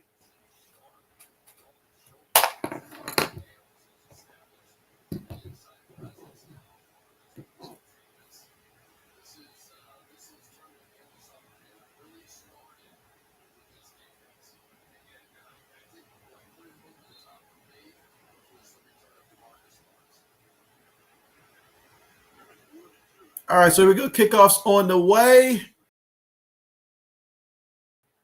All right, so we're going to get a return here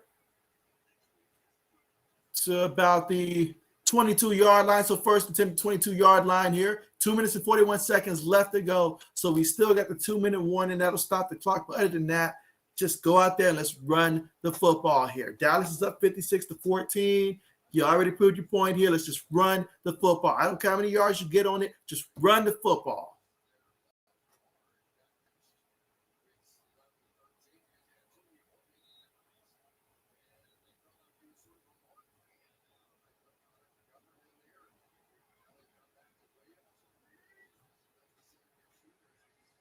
right, they're going to hand it to the back, and he's going to pick up a yard there. That's Clement on the carry.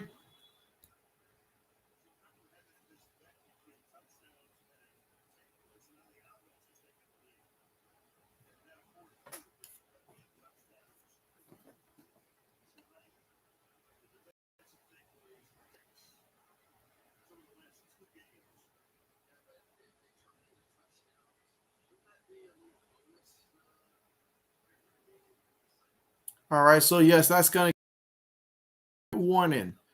So the score right now, Dallas 56, Washington 14. This game was long over.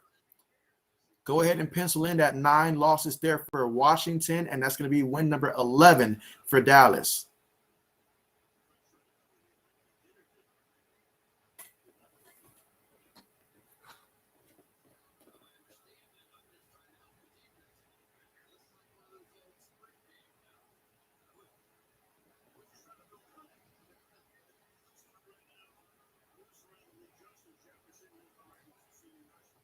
Oh, yeah, my boy Justin Jefferson, though, he went out there, and, hey, he's looking tremendous. Got to give kudos to Josh Allen as well. First player in NFL history with 100 passing touchdowns and 20 rushing touchdowns in the first 4 seasons. And, of course, Joe Burrow. They say once a Buckeye, always a Buckeye. I know he finished at LSU, but, hey, spent some time at Ohio State, lots of time at Ohio State as well.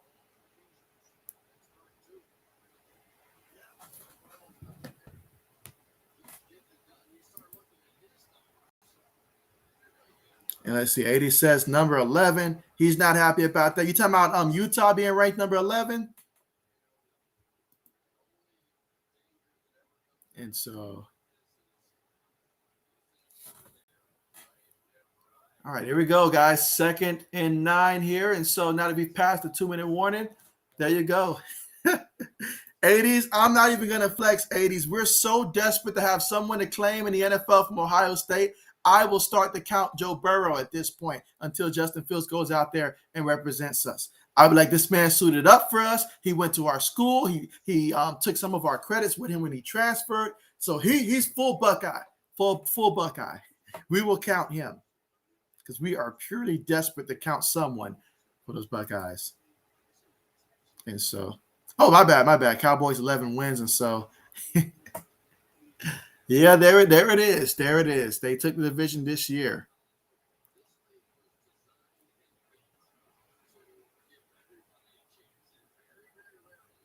All right, here we go. 3rd and 1. Rush takes a snap, going to hand it to Clement, and Clement's going to fall forward, get the first down, just protect the football. That's all we needed right there. First down. Now you can do the right thing. Don't go pushing and shoving and all that stuff here. Just keep it cool. Take a couple knees here. Let's just go back. Just send them home. Send them home. The bus should have been warmed up since the 2nd quarter for Washington. It should have been ramped up now. Should be gassed up. Should have all the equipment already up there. This game was long over. Long over.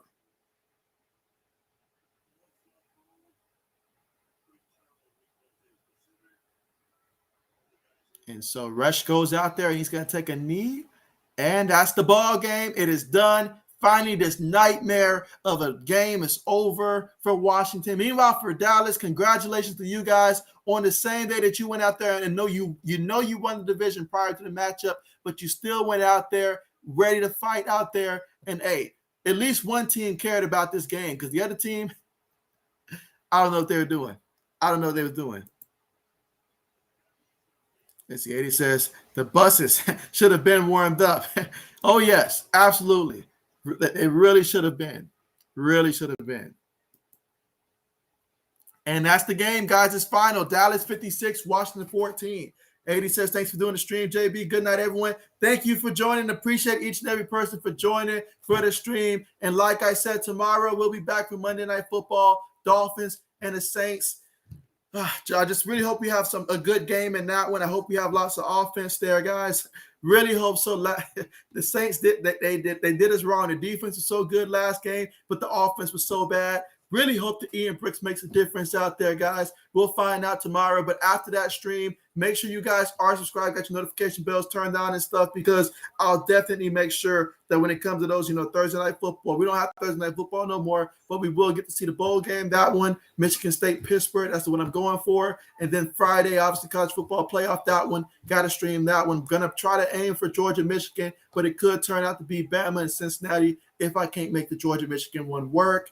And then obviously Saturday, Buckeyes, Utah. Going to be looking forward to that one. But yeah, appreciate you guys so much. And you guys have a great night and a good start to your week. Absolutely. And let's see. Braden says, see you, JB. Thanks. Appreciate you, Braden. Yeah, you have a good night. Appreciate you. Absolutely. 80 says, I heard the Saints are trying to get JB to play quarterback. Now, I can get hyped for that. I can get hyped for that. Absolutely. Put me in. Put me in. I'll be like, if Baker Mayfield can do some stuff, I don't care. I'll just go out there and I'll just sling it. I'm going deep on every single play. Have the receiver go 60 yards. I throw it about 35, 40 yards. Then look at the receiver as if he ran the wrong route. So, now y'all will just see a repeat of Taysom Hill, just probably not as good. Well, yeah, appreciate you guys. Have a great night. You guys take care. Looking forward to seeing you guys next time. Thanks again, and see you guys tomorrow, hopefully.